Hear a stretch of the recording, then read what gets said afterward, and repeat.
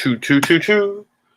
Getting ready to watch this fight. Just thought I'd go live a few minutes before the fight starts. A lot of activity on Twitter today. A lot of people. Too much time on their hands. But yeah, I was talking to Sancho, the only Sancho. Shout out to Sancho. They was talking about how Shakur Stevenson is repping Puerto Rico, and how some people feel like he may not be accepted as a true blue Puerto Rock for one reason or another. Hey, what's goody, Rob? What's goody, Tone? They talking about how maybe Shakur won't be accepted by the Puerto Rocks as a true blue Puerto Rock because they look like they're using that as a marketing angle to try to help sell him. And maybe they are, but it's only a viable marketing angle if you're familiar with the culture. That's anything, bro. Like if you was born in Texas, right? But they raised you over there in New York. Well, you're gonna have New York customs. So the Texans is gonna look at you and they're gonna be like, yeah, he probably was born in Texas, but he not a real Texan. That's how they gonna look at anything, and that's anything. Like you could be there's a Spanish guy, right? His name is Don Francisco. I believe he was raised in Chile, and he's from Germany, but you never know it because when you hear him talk, he speaks Spanish. He talk and sound like a dude from Chile or some shit. Like he don't sound like a German, right? And it's because of where he was raised. So if a German cat outside looking in see him, he gonna have that same kind of like reaction and like, yeah, he German by birth, but not like he's the poster child for all Germans and all of that. And then that's anything, bro. Like that don't whether or not they accept him. Brown going one sábado gigante. Don Francisco, he's German, and most people don't know that. That dude is from Germany, bro. He's a defector. He left Germany and they raised him over there in Latin America. If you hear him talk, you're not going to know that. If you hear him talk, you're not even going to know this man is from Germany. But he is. So it's like it ain't about just waving a flag and you just gonna wave a flag and you think everybody gonna fall in line because you started waving a flag.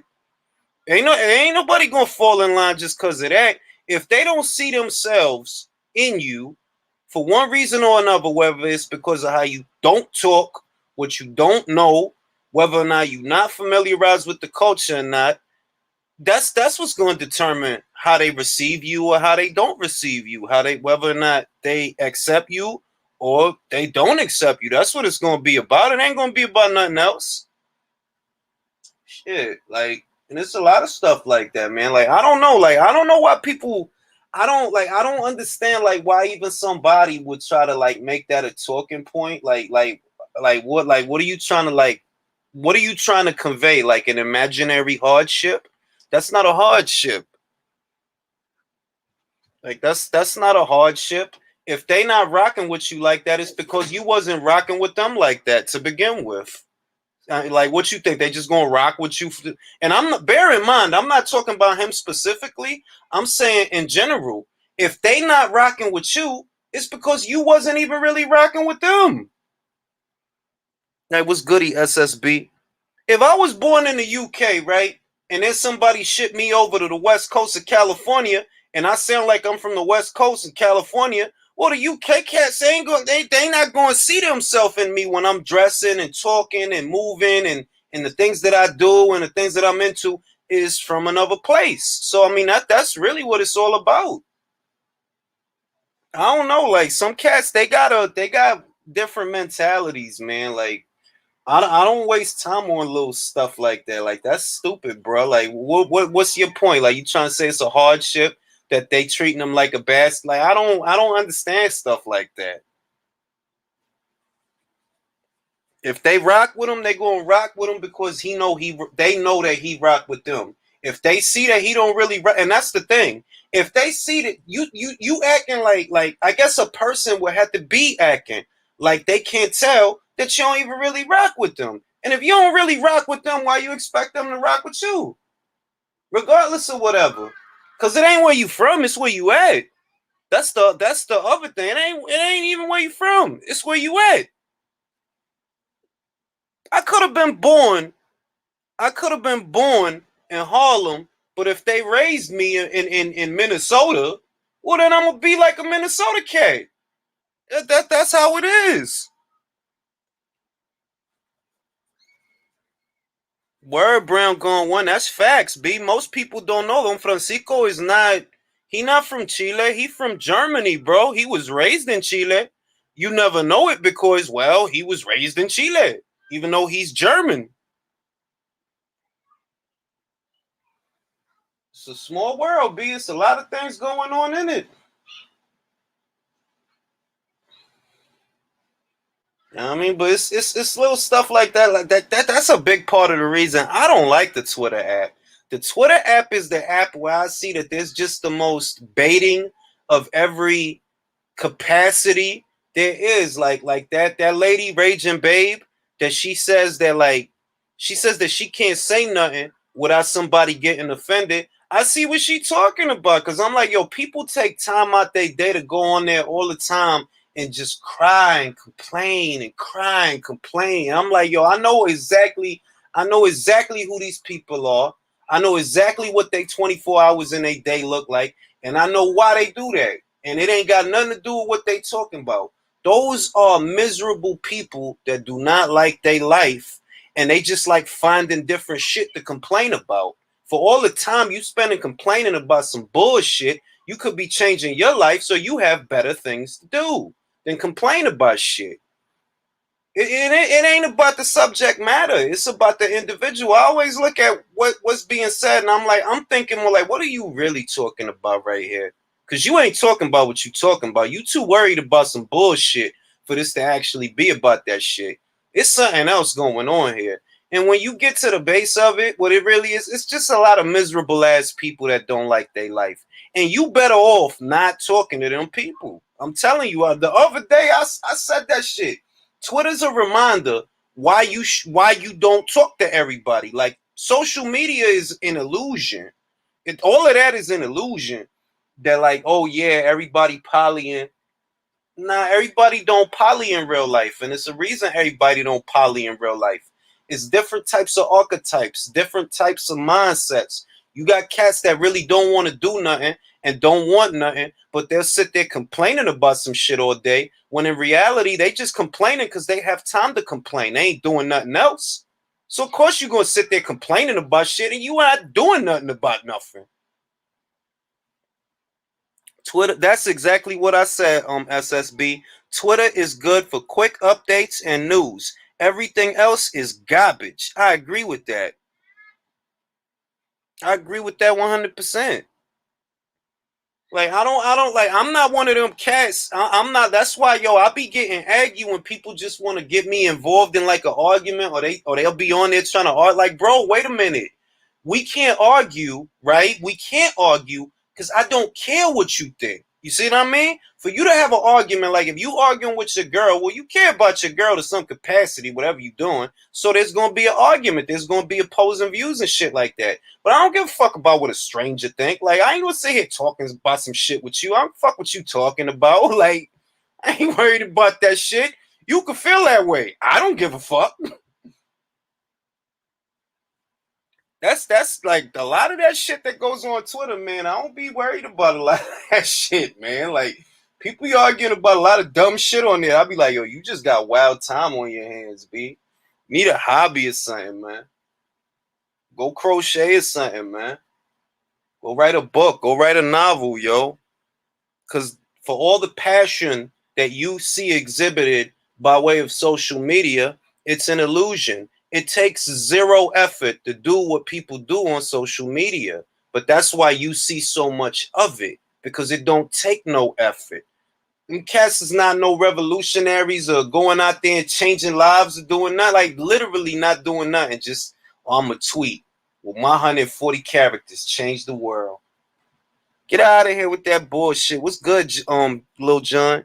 There's a lot of stuff like that I'll be like, man, I don't. At first glance, I look at it, I'm like, see, this is a person that has a lot of time on their hands, and I know based on what they be doing, they unhappy. They are not happy people. They are not happy with their lives, and I don't give a shit about your life, so I don't care if you happy with it or not. Leave me alone. I don't care about that shit. I agree with that, Lil John. A lot of shit to me is minutia. Like to sit there worrying about they going like, man, ain't nobody worried about that shit. You need to worry about you and what's gonna get you some paper. The way I do. Why you worried about shit like that?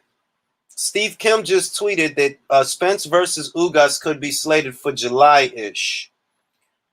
Honestly, I might boycott that pay-per-view. If it's a pay-per-view, I might legitimately boycott it because, bro, I got Lomachenko versus Lopez, Better Be versus Vosdick. Nobody charged me nothing for that.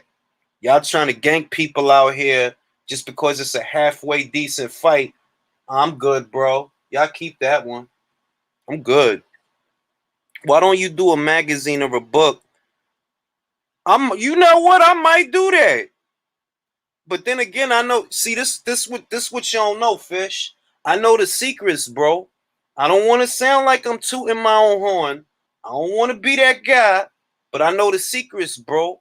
Everything I do has a purpose. I know the secrets. I know what works and what don't. South London is definitely in the building. I dig it. It's a lot of stuff like that I don't be thinking about. I don't be like a lot of the stuff I see people argue about online, even in a boxing discussion. Like there was a thing about Fury and whether or not he's lineal. There was a discussion because some people view him as lineal and some people don't. I don't care that much, so I'll say that yeah, I view him as lineal. Nobody took it from him. He took it from Vlad, and now he got it. And if somebody tell me, well, I don't view him as lineal, I'm not gonna get passionate about that shit. Like, you don't view him as lineal. Okay, shit. People get passionate about a lot of shit that it'd be like, yo, just like Glovegate, bro. If you still talking about that shit 12 months later or 16 months later, I could tell you just don't watch. It's too much other shit happening in boxing to be worrying about Wilder and Fury. Like, it's too much other shit. Like, man, shit, man. Hey, what's good, blood? I'm gonna shoot you a link, bro. I watched your video the other day. That shit was like, yo, you was really. I felt like you spoke to me, dog, because I know that you're not one of these young cats, and I know that me and you have more or less the same view of the shit. That it's like, yo, a lot of shit that goes on these days is like, bro, you just couldn't have got away with that shit back then, man. You couldn't. A lot of shit. Really, it's a lot of shit that goes on these days that I know in the 80s and the 90s and even in the early 2000s. A lot of that shit, like, nah, bro, you couldn't move like that back then. A lot of shit now, you could do whatever. But a lot of shit now, you couldn't move like that back then. It was the Spence video, bro. That was a great video. I advise all of y'all that's here, give Blood Boxing subscribe to Blood Boxing. That felt like church. That really felt like church. Like I was like, yes. Yeah, the whole glove is silly, bro. It's like it's too much stuff. It's too many things that would have to happen for that shit to even work.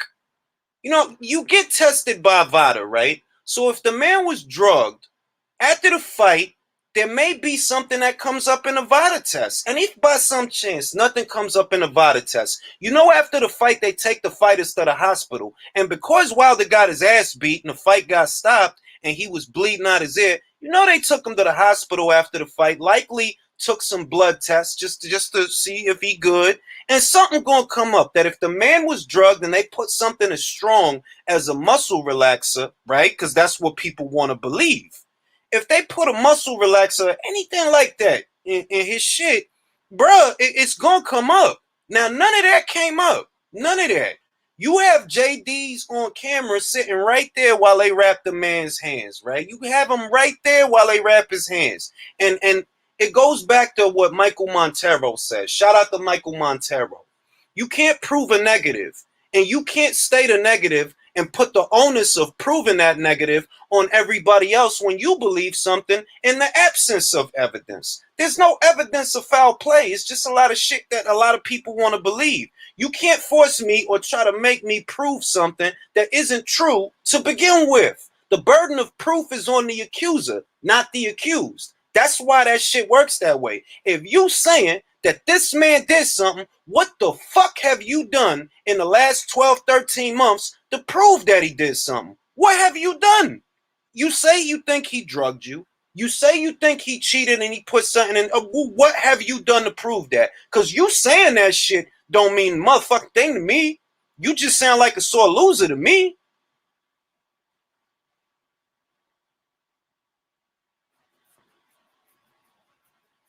I dig it, blood. I'm gonna be right here. I'm about to watch this Serrano versus Bermudez fight. And yeah, man, it's a lot of shit, man. That I don't be worried. Like when I wake up in the morning, right? My goal is to have a nice fucking day. All right, that's my goal, is to have a nice day. My goal is to not prove shit and get into shit over no, but like, nah, bro, that's not. When I get up, I want to eat good food. I want to bust a nut. I want to be entertained, and I want to have a nice day. That's when I wake up. That's what I want to do. I feel like a lot of people wake up and they got all this baggage and all this shit, and that's why they go out their day the way that they do. Like, I don't got time for shit like that, bro. That Spence video was, like I said, B, that shit felt like church. That shit legitimately felt like, yeah, man. Like, and now the whole Crawford thing, Crawford is saying that he not interested. And like, yo, I understand. If I spent 3 years and people are tearing me down, the fighters are making excuses. The fans are tearing me down, saying that I ain't shit and I ain't beat nobody. After I've been through 3 weight classes of fighters, 3 different weight classes, 3 different world championships, undisputed, 2-time lineal, 2-time ring magazine, got all the belts at 140, so that some piece of shit on Twitter could say that I ain't do nothing. Yeah, I'm gonna be like, you know what? Fuck y'all. Fuck y'all. I ain't worried about y'all. Fuck y'all. You right. I ain't do shit. I'm scared of everybody. Fuck it. I ain't gonna fight nobody because I'm scared of everybody. That's the same fucking stance I'd have took. Like, bro, why y'all even talking about this fight if I ain't shit? I can't sell out a phone booth. I'm the B side. I ain't beat nobody. I ain't fought nobody. I ain't shit. So why we even talking about this fight? I ain't shit, right? That's the stance I'd have took. Like, listen, man, I ain't shit. So y'all don't need to worry about me fighting nobody because I ain't shit. And the same cats the last 3 years that have been vigorously attacking Terrence Crawford, saying that he ain't shit. Now they want to say, oh yeah, this is the most important fight in boxing. Bro, you spent 3 years saying that this man ain't shit. You literally, like, this is legit shit. They spent 3 motherfucking years tearing this man down and everything that he did, so that in 2021 they can say, well, this is the most important fight in boxing. The most important fight in boxing, the biggest fight in boxing. You spent 3 years saying that he ain't shit. That's what y'all did. I don't like I know that some of the YouTube authors that do this, they only say what they say for money and reactions. They want to make clickbait, so they'll say a bunch of dumb shit that don't even make sense just because they trying to make money in that moment. That's why it don't be making sense. You can't say for 3 years that Crawford ain't no draw and Crawford can't sell and Crawford ain't fought nobody, then turn around and say, well, this is the biggest fight in boxing. You just told me he ain't shit. That don't even make sense. Serrano Bermudez is going to be at 9 o'clock on NBC SN, the NBC Sports Network. I think if Crawford is a bum to you, bro, then I don't expect you to spend a lot of time talking about him. All right, Preppy? All right, what's goody, blood?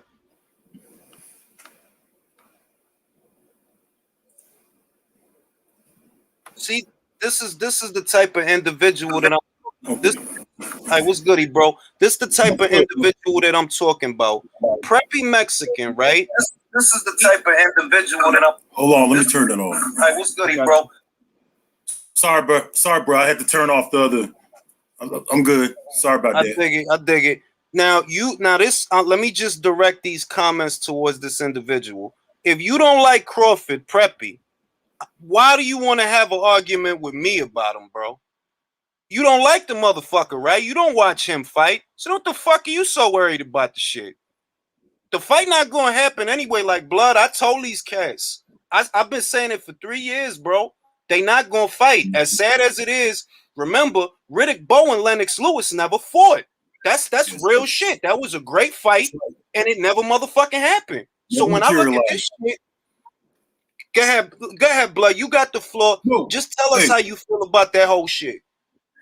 The fans messed this fight up between Terrence Crawford and Riddick Bowe because God, you got me talking Riddick Bowe. Terrence Crawford and Errol Spence, they messed that shit up, man, because they played too much manager and all that stuff all in these guys' pockets, trying to tell Terrence Crawford what he's worth. And, you know, these guys don't even support pay-per-views anyway. They don't buy pay-per-views. They don't do none of that, okay? They fucked the fight up. They butchered it, and now Terrence Crawford feels as though he wants to move on. Yeah, he said that that he don't want to fight now, whatever, or some shit like that. But he's tired of their ass, man, because he's been chasing the fight for quite some time now, all right? A lot of these fight fans, they come in here, they butcher these fights by coming in here talking about what people should take, A-side, B-side bullshit, instead of just being fight fans like what we are. And I appreciate you, too, being a fight fan, man. I've been following you for quite a while now. I'm glad to get on here. I appreciate it, bro. I appreciate it, bro. Because I heard you. I heard a couple of the things you said. I'm like, yeah. See, this is a person that I know that I'm in their age group or they in my age group. Because a lot of the shit that I be seeing now, it don't even make sense to me, dog. Like it don't make sense to me. Like I know in the 80s and the 90s, we wasn't even talking about shit like that. Like if you was talking about Chavez and Camacho, nobody was talking about no shit like that. When Roy Jones moved up to fight the Quiet Man, nobody was talking about no shit like that. All of this shit is some millennial tight jean wearing shit. That's what it is. Because I know in the 80s and the 90s, we wasn't talking about that type of shit. That's right. We weren't talking about none of that. And you know what? We even have an example of now, Ramirez versus Taylor. You don't hear nobody talking about that because they have legit fight fans, okay? Anthony Joshua and Tyson Fury, they made it happen, okay? They ain't listen to none of these fans. There's nobody come in there talking about A-side, B-side stuff. And to make it so bad, Terrence Crawford and Errol Spence ain't even worth no money, okay? I looked into that. These guys are worth less than $10 million. Charlo is worth $2 million. Andrade or Andrade, whatever you want to call him, whatever day of the week, he's worth $2 million. All four of those guys together are worth $19 million. Canelo Alvarez is worth $150 million because he behaved more like a fighter than them. You might have some criticisms for what Canelo Alvarez did, but he behaved more like a fighter than everyone else, okay? They wanted to criticize him and say he don't have no black fighters, but then when you look at these other guys like Andre, they ain't fought none, where Canelo has fought like 10 of them. Legit guys too. It's a lot of new hip-hop fans, okay? It's hip-hop fans, bro. They come into boxing. They saw Floyd Mayweather one of these videos with him showing his cars and stuff, and that's what brought them to boxing. They want to come in here and tell guys like me and you about the sport. They could get the fuck out of here and kiss my ass because we know what's going on and we know we're in a bunch of bullshit. I said this motherfucking shit the other day, right? Everybody know Lara, Hurd, Jermel, and Jermall. They all on the same side of the motherfucking street. Now Hurd fought him, but Jermel and Jermall ain't fucking fight him. So before I go worrying about Canelo decided to fight Lara. He didn't even have to fight Lara. Fucking Oscar didn't want him to fight Lara, but he motherfucking did. He did. He fought his ass. Now we here in 2020 motherfucking one. Lara about to move up to 160. And Jermel ain't fight him. Lubin ain't fight him. Williams ain't fight him. The only guy that fought him was motherfucking Jared. That's it. So I'm like, bro, before we go putting all these fucking requisites on Canelo, who actually did fight Lara, we need to start putting them same demands on these cats. Because to me, the fight I want to see more than any other fight at 160 is motherfucking Jermall and Demetrius. That's the fight. Exactly, it's a unification bout too. That's the fight. That's the fight right there. Those guys need to be fighting each other. Don't worry about Canelo. He already said he moved up. I know you guys are new to the sport and you don't understand weight divisions and all that. He's in a different weight class, okay? I'm trying to let all you newbies know Canelo Alvarez is at 168 now. He's not at 160 anymore. Charlo and Andre are at 160, all right? So y'all need to get the weight classes straight because y'all come on here matching up Gary Russell and Devin Haney and all kind of weird stuff that I'm not used to. Strange shit, okay? So I'm only rocking with real fight fans, man. You know what I'm saying? I don't rock with nobody else but the real fight fans who understand the fucking sport, understand the weight classes, understand the. You know what? I like your view with the sanctioning bodies too, bro. I like your view with the sanctioning bodies. Me and you have a lot of the same. We have a lot of the same views on all that stuff, man. I agree because it's like, look, whoever got 2 tabs open, close them because I can hear like a little bit of echo. My thing with the sanctioning bodies is, right, on one end, that's the prestige of boxing, being able to say that I held the same title as Muhammad Ali. So that's the pro.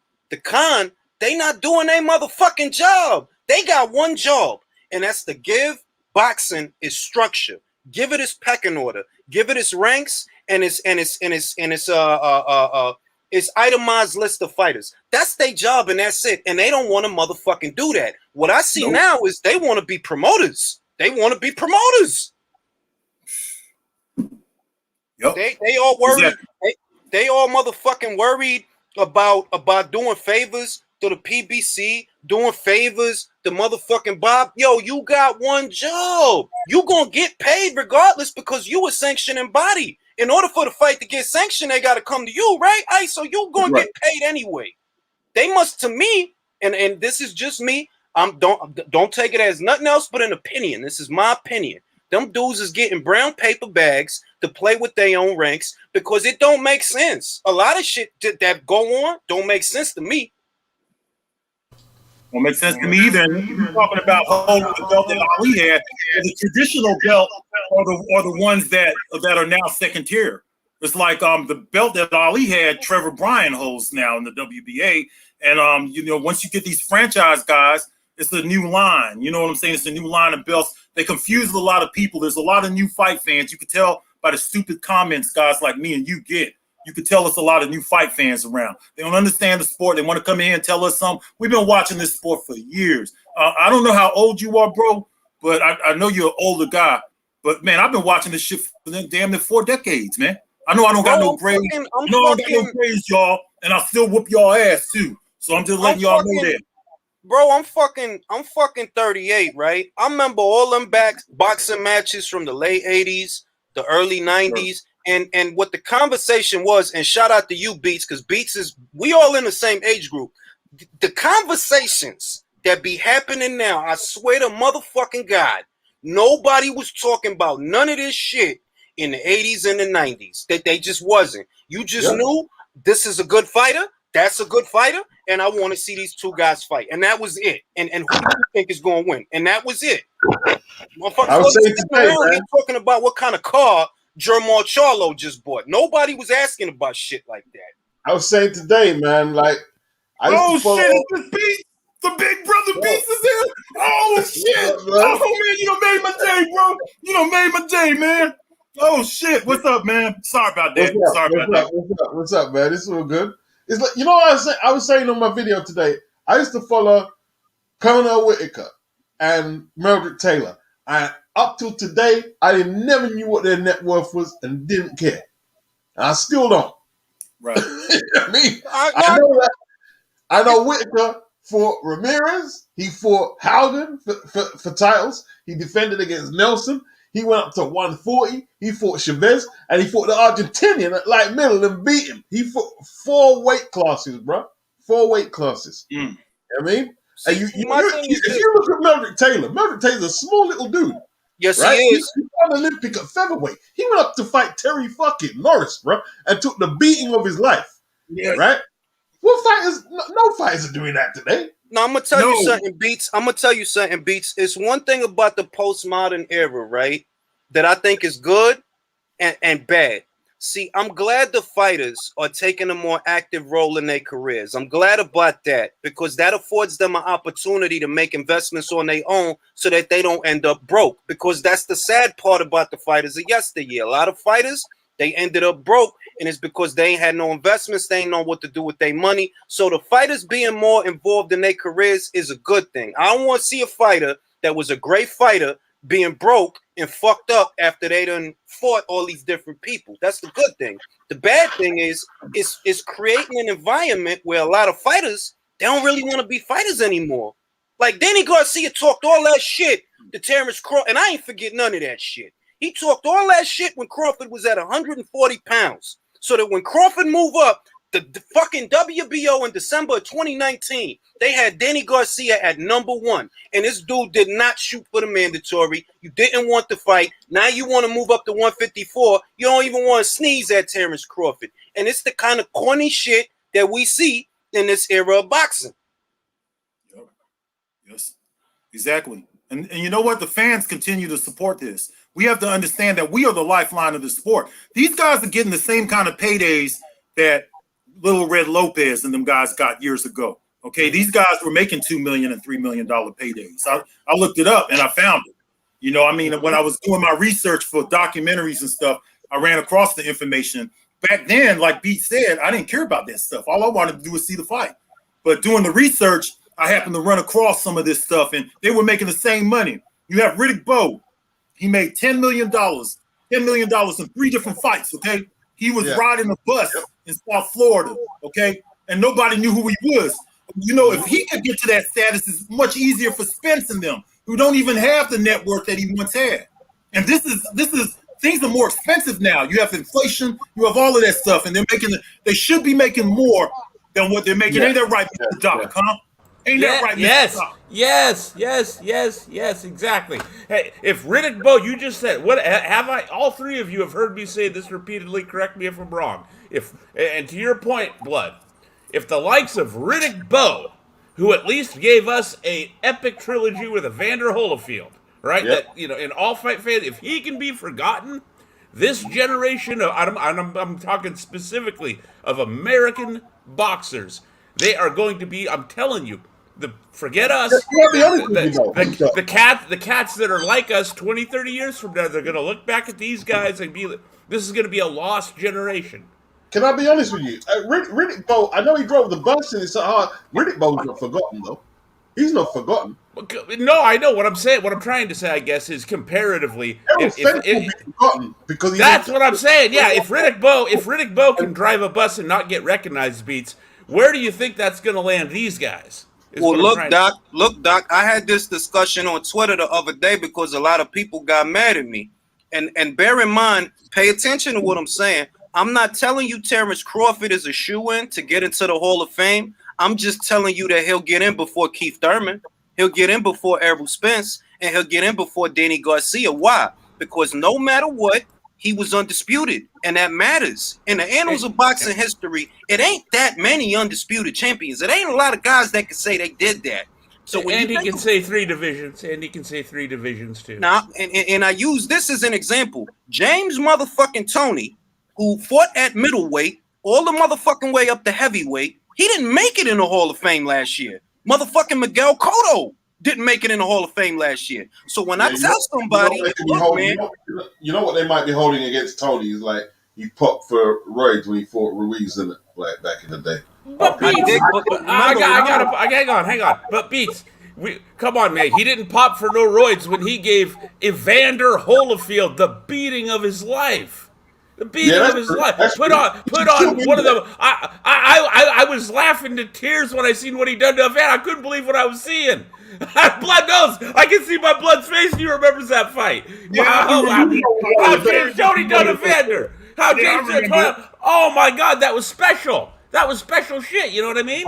But put it this way, Doc, and put it this way, Beats. In 2001, motherfucking Roy Jones and I think it was Michael Hall, they both got popped at the same time. They both found something in both of their tests. I wonder if they're gonna hold that against Roy. Like, are they really like? So you saying that Roy motherfucking Jones Jr.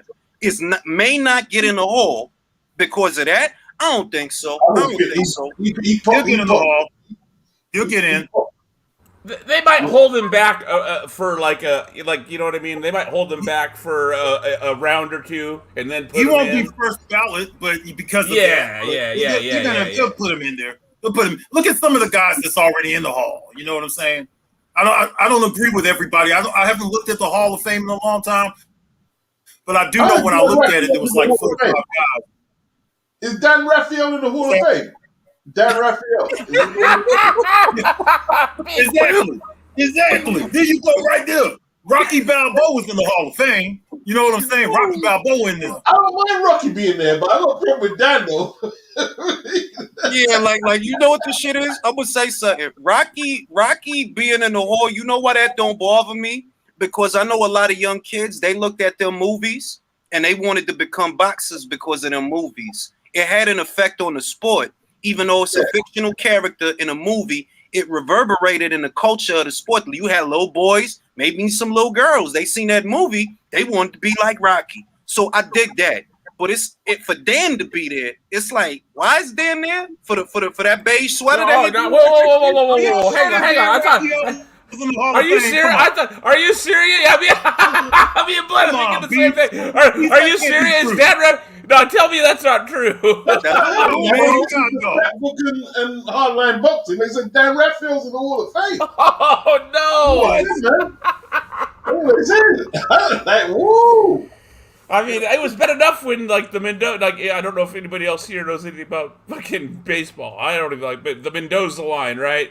The Mendoza line for getting in the Hall of Fame was always like Ward Gotti, which was bad enough, right? I mean, because they got it. See, look, a lot of people talk about Ward and Gotti, and I understand that Mickey Ward and Arturo Gatti was not perfect fighters. I get that, but that fucking fight is immortalized. Well, the trilogy, they got the trilogy, same as Bo and Holyfield. Yeah. And it's more about that. It's a saying that I always tell people, right? You can't fake an interest. The world seen that fight, and it was like, my God, dog, my motherfucking God, look at this fight. This is incredible. Like, Mickey Ward was in a better fight than any of them with Augustus. The Augustus fight is better than any of them three fights. Yes, it is. Ward Augustus is better than any of them three. A lot of people don't know about that fight. A lot of people don't know about that fight. Bro, a lot of people don't know about Emmanuel Augustus. A lot of people don't know who Emmanuel Augustus is. No, they don't. Well, they know who he is through Floyd Mayweather. That's why they know him. But do y'all see anybody right now that's qualified for the Hall of Fame with the way these guys are acting? The only one is Canelo. Maybe. The only one is Canelo right now. The only one is Canelo. The only one is Canelo. That's it. In my opinion, you know what? I have to agree. And I can't stand him. I can't stand Canelo. But it's the truth. But the truth is the truth. Go ahead, Beats. The winner of Joshua and Fury has got a case. Yes. Being an undisputed heavyweight. Yes. And I think that fight will happen. I'm telling you, people are still going around talking about Deontay Wilder's blocking the fight and all. The fight is going to happen. Watch and see. It's going to happen. I'm not even going to waste my time.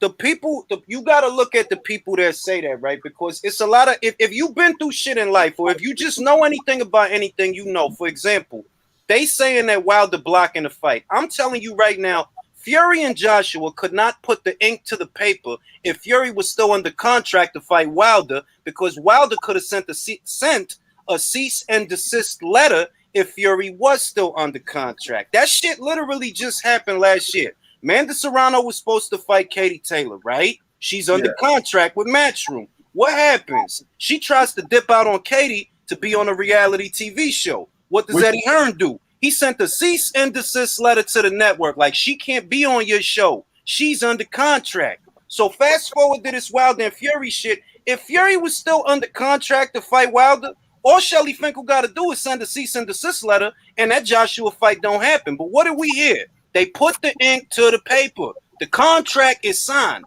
All they looking for now is a venue. Ring, you know what it is though, right?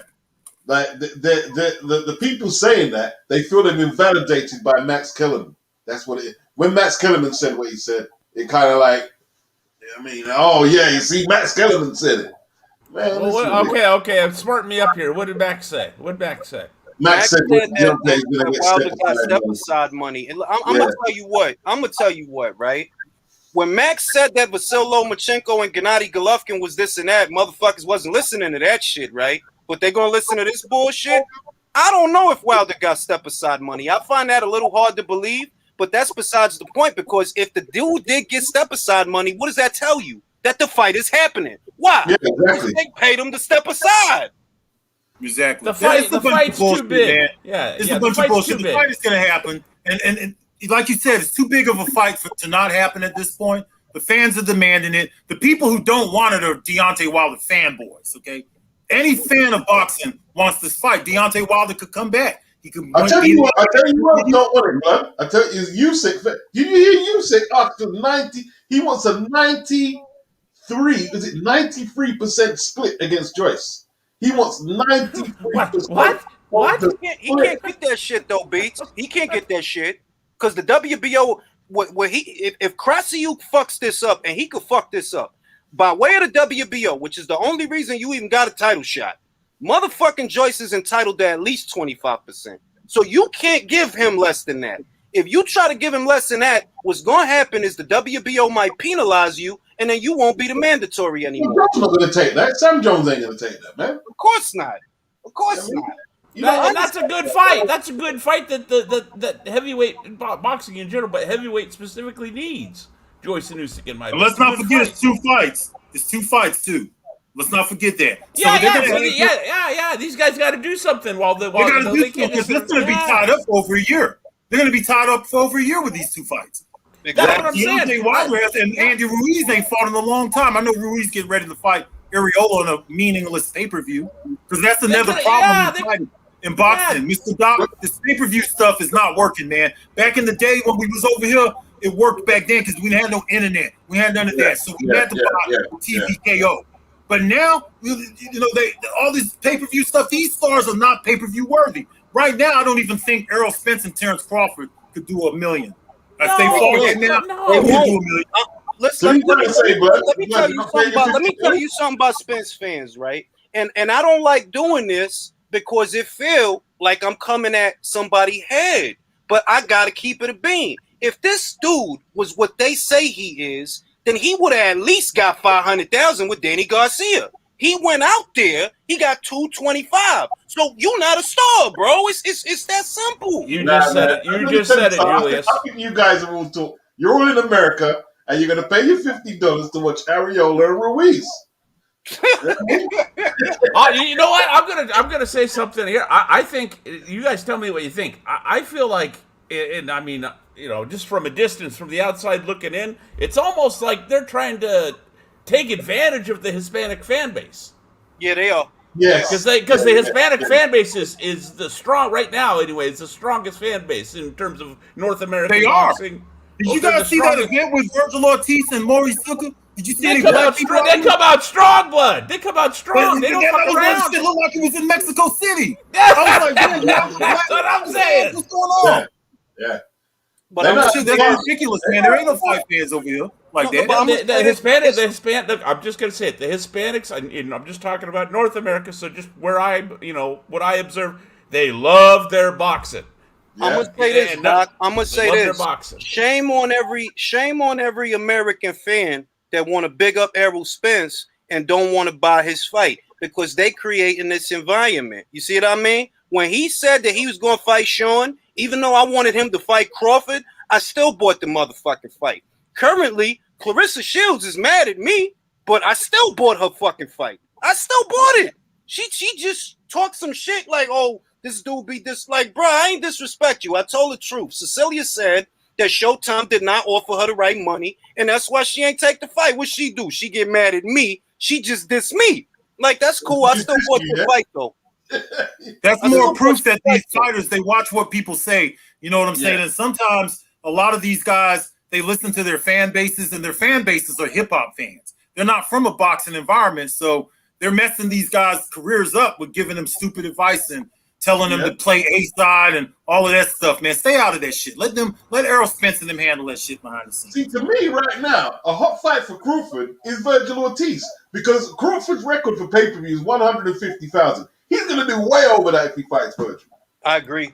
Yeah. That's a good fight. But they said on the event that he was looking for something bigger, okay? So I'm expecting something bigger to be like a fighter like maybe the Sean Porter fight gets signed, or if it's going to be something big, or maybe you're moving up to fight Jamel Charlo. What's the deal here? Blood. I would like for him to fight Jermell Charlo, right? Even if I go with that possibility, the problem is it's the same situation. Jermell is a PBC fighter. Crawford is a top-ranked fighter. So the platform issue that's there for Spence is the same platform issue that's there for Mel. It's gonna be the same shit. It's literally the same. Who runs 154? The PBC. They got all the ponies in that show. So if it's a platform issue for you to make the Spence fight, it's going to be another platform issue for you to make the Mel fight. The only fight that I think may not have a platform issue, and I'm going to see if this is true. I'm going to see if it pans out. Motherfucking Brian Castano for the Golden Boy Promotions fighter and Patrick Teixeira. I think, I'm not sure, but I think that now Golden Boy has options on Brian. That's what I think. And if they got options on Brian, what that might mean is Brian might be on the zone for the next 2 motherfucking fights, because that's what happened with Kovalev. Kovalev was a top-ranked fighter, but when he signed the Canelo fight, in the contract, it said Golden Boy Promotions has options on the loser. I think maybe, and I'm not sure, maybe they got options on Brian. I don't know. Okay, see, I thought last I'd seen Castano had fought. He was fighting over there on PBC. I was hoping we were going to get him and Jermell. You know what? I want him to fight Jermell. I feel for guys like Brian Castano, because when he beat Patrick, whatever, he said he wanted to go for undisputed straight away. But you don't hear nothing from the PBC or Charlo. It's like, so, you know, these fights can be tied up quick, man. Quick.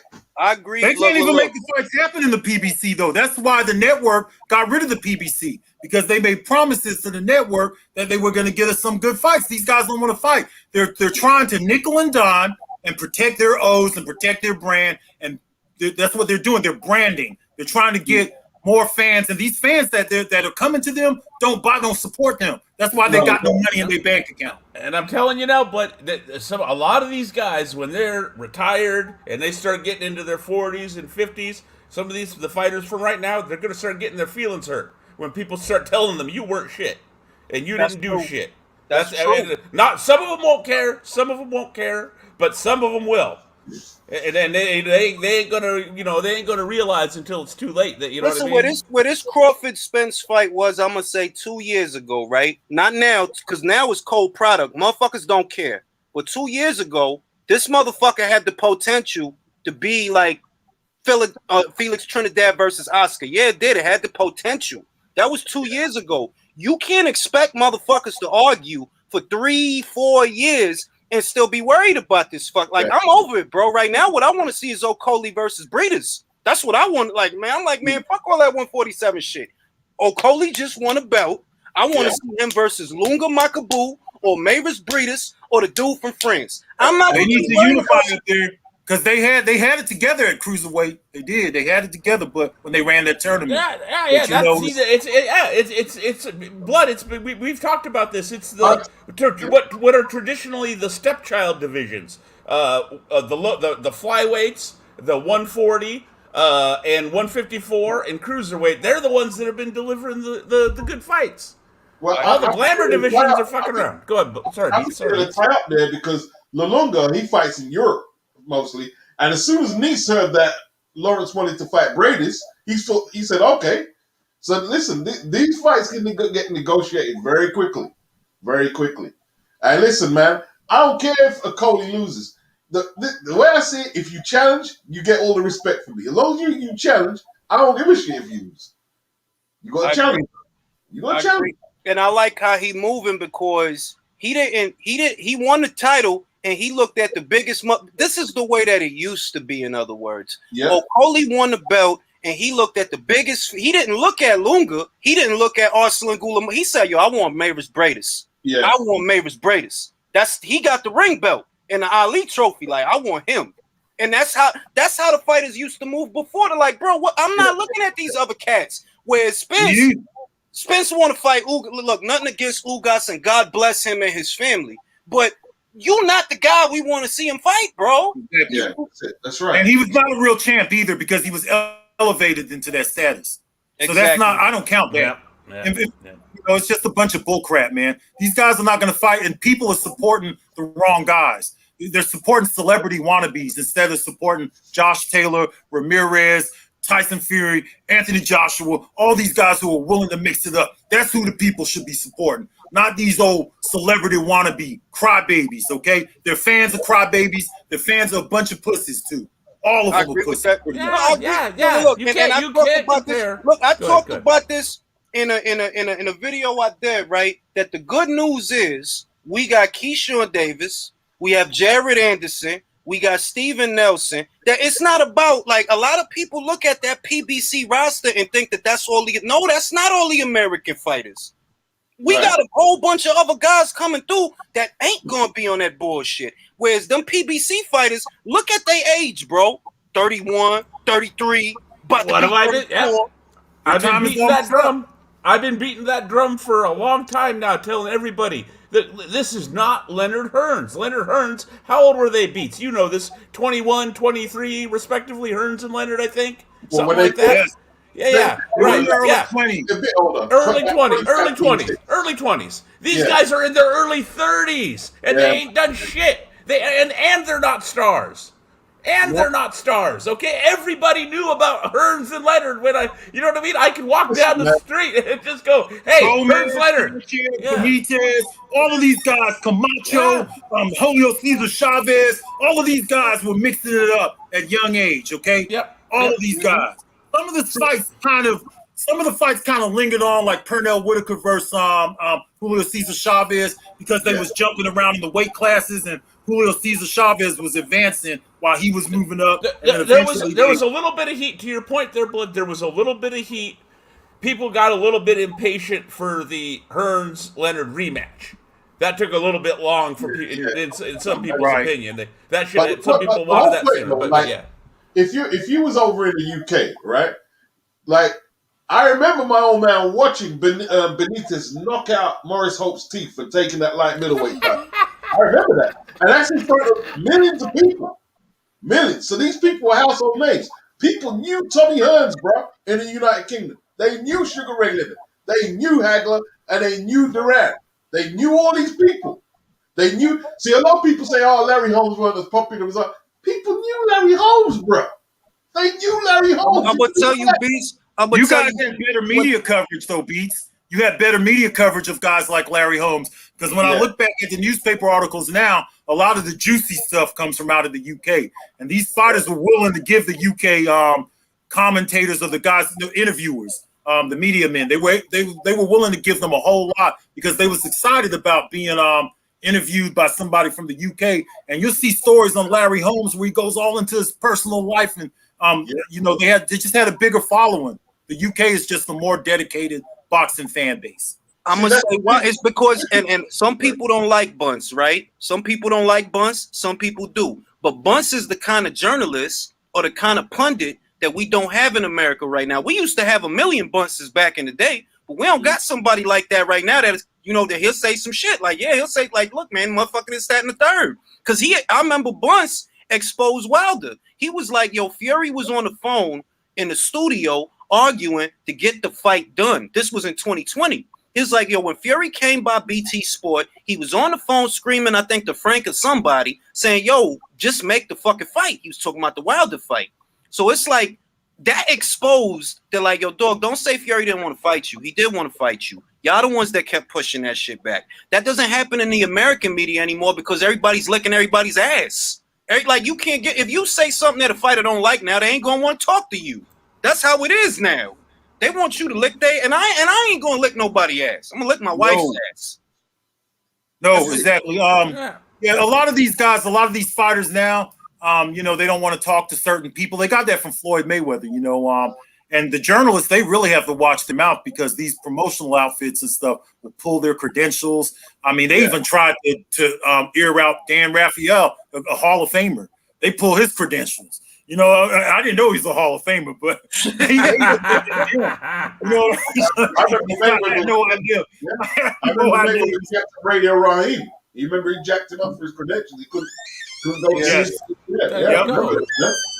See, now say what you want. Say what you want about Howard Cosell. He would put motherfuckers on the spot. You must fight. You must fight so and so. right? You know he would say, Ali, you know you're not you're past your prime. You know you ain't training hard. You know what I mean? And this is a guy that he would admit, I've made my career off this guy. You know, so this ain't Larry easy Merchant for me, is one of the last cut from that cloth. Larry Merchant. You know what I'm saying? He's one of the last. Even though people don't like him, he'll say what's on his mind. He's probably about the last one from that era. Yeah. Yep. I'm gonna say these days we're lucky to get a Jim Gray moment. Y'all remember after the Brazil fight when Jim Gray went up to Wilder, he was like, "Listen, man, we don't want this shit." You know what I remember most about Jim Gray is when James Toney slapped the mic out of his hand that time. I don't like you. I don't want to interview with you. I don't like you. I don't like you. Was that after he beat Holyfield? I'm not sure which fight that. I remember what Blood's talking I about. Tony went in on it. Yeah, I can't remember which fight it was, but I watched it and I remember that part. That's for sure. And it's a lot of just ass licking now because American journalists see it's a lot of things that led it to get to that point to where the pundits they stepping on eggshells. They don't want to say certain shit. They don't want to ask certain questions. And I understand why. It's because boxing isn't what it used to be in America. When it was at the forefront of the sport and the whole world is watching, you don't have a choice but to ask the hard questions because the world is watching. But little by little, boxing went to the background. And now it's like, well, I don't want to fuck up my money. I don't want to fuck up my exclusives. So I'm going to just ask him what kind of watch he bought and what kind of sandwich he going to eat for lunch because I don't want to fuck up my money. That's where boxing is right now. Access. They have more they have more options now because back in the day they had to kind of play ball because they wouldn't get no interview on TV. They didn't have no social media to go to. So if somebody came to interview Larry Holmes and Larry Holmes said, I don't want to interview with you, he's not going to say that because he only has one chance to get on TV. You know, he can't go to his social media platform or he didn't have all these options. You know, if HBO had him on that night or whoever, that was his chance. That was his only chance because they had no internet. The world is so much different now. These kids don't understand what it was like before the internet. Blood. Beast, you might remember this too. Maybe even you, Julius. The post-fight interview between Larry Holmes after he fought Snipes. And you remember that? And they ended up the cops ended up hauling Snipes away in Cubs. Oh yeah. That kind of shit ain't gonna happen nowadays. I always talk about Larry's leg drop off that car because that was like, that was boxing. That was a party. That's the funniest shit. Well, see the suit on. He has a feline suit on and combat boots, and he ran across the car and drop kicked Trevor Berbick with a feline suit and combat boots. I got smartened up on that. You know why he did that, though, guys, right? He did that because apparently, from what I understand, Berbick called his wife a hooker. And if you know anything about Larry Holmes, he ain't ever going to let that go. And that's why Larry Holmes was even talking shit after Berbick died. He said good, you know what I mean? He was pretty much like good. He deserved it and all of that. Yeah. I'm not saying it's right or wrong, but I'm just saying if you know Larry, he ain't gonna let that go. No. He ain't letting that go ever. I was sad to hear him say that he didn't care about Berbick 9, though. I thought that was I know, but Larry's wife was always his wife was good to him. His wife was good to him. Berbick was a piece of shit, bro. To say that. It was a piece of shit thing to say, yeah. That was a piece of shit. He was a piece of shit. And then he ran a church, too. He ran a church. He went in there all the time telling all these lies and stuff and trying to make out like he a preacher man. Then he'll leave and go and try to bully people and talk bad about people and all kind of stuff. So he didn't know what he wanted to be. Yep. Fuck Berbick, man. Hey, can y'all do us a favor and smash the like button, man? We got 104 in here. You guys need to support good boxing talk. And stop freeloading on us. Smash the fucking like, man. I mean, damn, I'm up in here with our boxing beats and rhymes, all kind of people. Damn, I can't believe it. All we want is unifications, man. Like undisputed fighters putting on. That's all. It's simple. It's a simple. I don't want to hear Elvis Spence telling me, "Oh, I'm not going to be told by the fans when I fight. I'm not that kind." Listen. As soon as you say that, my money stays in my pocket, bro. I agree. My money don't budge from out my pocket. He's not Floyd Mayweather either. So he needs to stop talking like that. He barely got, like I said, when Floyd Mayweather and Manny Pacquiao was negotiating, okay? I looked at their net worth back then just because the shit kept coming up, and Floyd Mayweather was worth like $300 million, okay? Right by the time 2015 came around. He was worth 300 and Manny Pacquiao was worth like 180 or something. And I'm like, what the hell? You can't compare these two guys to Manny Pacquiao and Floyd Mayweather. That's you know what this shit is. I'm gonna say this, and I don't like saying this because it feels like I'm being Joe Budden, making a snap judgment about this generation. But this generation is weird to me, bro. They like mediocrity. They like settling for shit. They don't really want to have to like. Look, when I see somebody like Kim Kardashian, for example, right? The bitch can't sing, the bitch can't dance, the bitch can't act, but she's famous. Right? When I see people like that, when I look at Logan Paul, and I'm like, yo, really though, what are you famous for, Logan? What you famous for, Jake? For being a dickhead on camera? That's what you famous for? You not like nothing? The internet famous, man. But they still famous, and it creates an environment where you don't have to aspire to be great. When you in an environment where you don't need to have talent for people to know who you are. In an environment that, it breeds mediocrity. Look, Devin Haney fought in their undercard. Devin Haney, the champ, fought in the undercard. Think about that. One of those Paul brothers, I forget which one is which, but he fought on their undercard. I found that so damn funny, bro. I laughed my ass off when that happened. Could you fathom, hang on, real quick beat. Could you fathom, since we're talking, Devin Haney's lightweight, Roberto Duran fighting on the undercard of some celebrity? Imagine Roberto Duran fighting on the undercard of Julio Iglesias or some shit. Exactly. My man said to all the girls I loved before. It'll never happen. This generation is well, bro. Like, imagine Tommy Hearns fighting on Liberace's undercard. Like, exactly. That's what I'm saying. But when you think about it, Mike Tyson is standing to earn $25 million to fight Evander Holyfield. Exactly. You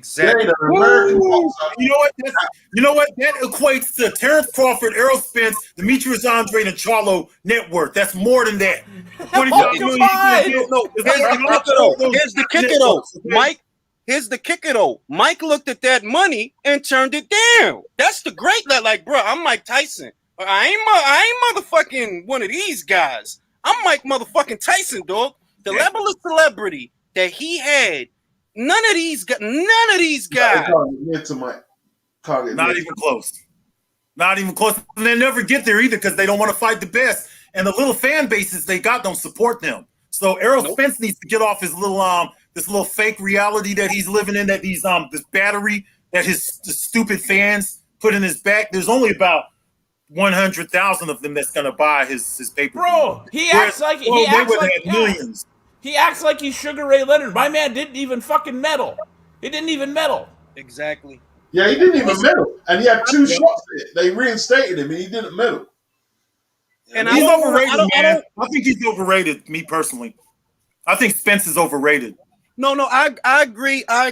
And I want to say that it's like, I don't want to feel like I'm tearing a fighter down. But the truth is the truth, though. Like, yo, dog, like, you ain't it, bro. Like, this is a huge look. You got to think about the size of the United Kingdom and the size of the United States.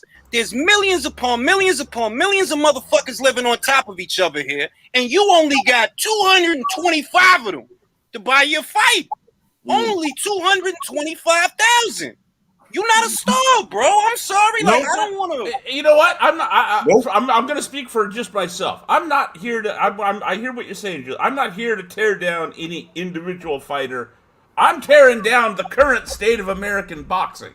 Because right now it's at an all-time fucking low, from amateurs, from Amis all the way to the pros. Like, we're getting our don't take offense, Beats. We're getting our asses whooped blood by the horizontal heavyweights in the UK. The UK whooping our ass. The UK whooping our ass. The UK is about to have 2 undisputed champions. Okay, they're whooping our ass. I'm favoring Josh Taylor. I'm favoring. So by year end, we can't get mad when the UK start coming at us and telling us boxing is dead in America, because all they're going to throw in our faces is that they got 2 undisputed champions. And the UK is the same size as some of these states. Exactly. We got. I bet you we got real quick. I bet we got 20 states bigger than the UK. I'm just spitballing there. I bet you at least. UK could fit into Texas about 20 times or something. Oh, Texas is gigantic. They're gonna have 2 undisputeds. So you gotta tell me that you can't tell me that boxing ain't dead in America. If the UK successfully gets 2 undisputeds, I'm not even going to defend them. I'm not defending American boxing. When the UK starts going crazy and talking about boxing being dead in America, I'm not defending that stance no more. Especially heavyweight. Especially heavyweight blood. We've had heavyweight on lock for decades. I'm UK born anyway, so I always say that. blood. Like I'm telling you now, I was born in England. Blood claiming. Have a cup of tea. Have a cup of tea, man. I'll call one for you, yeah.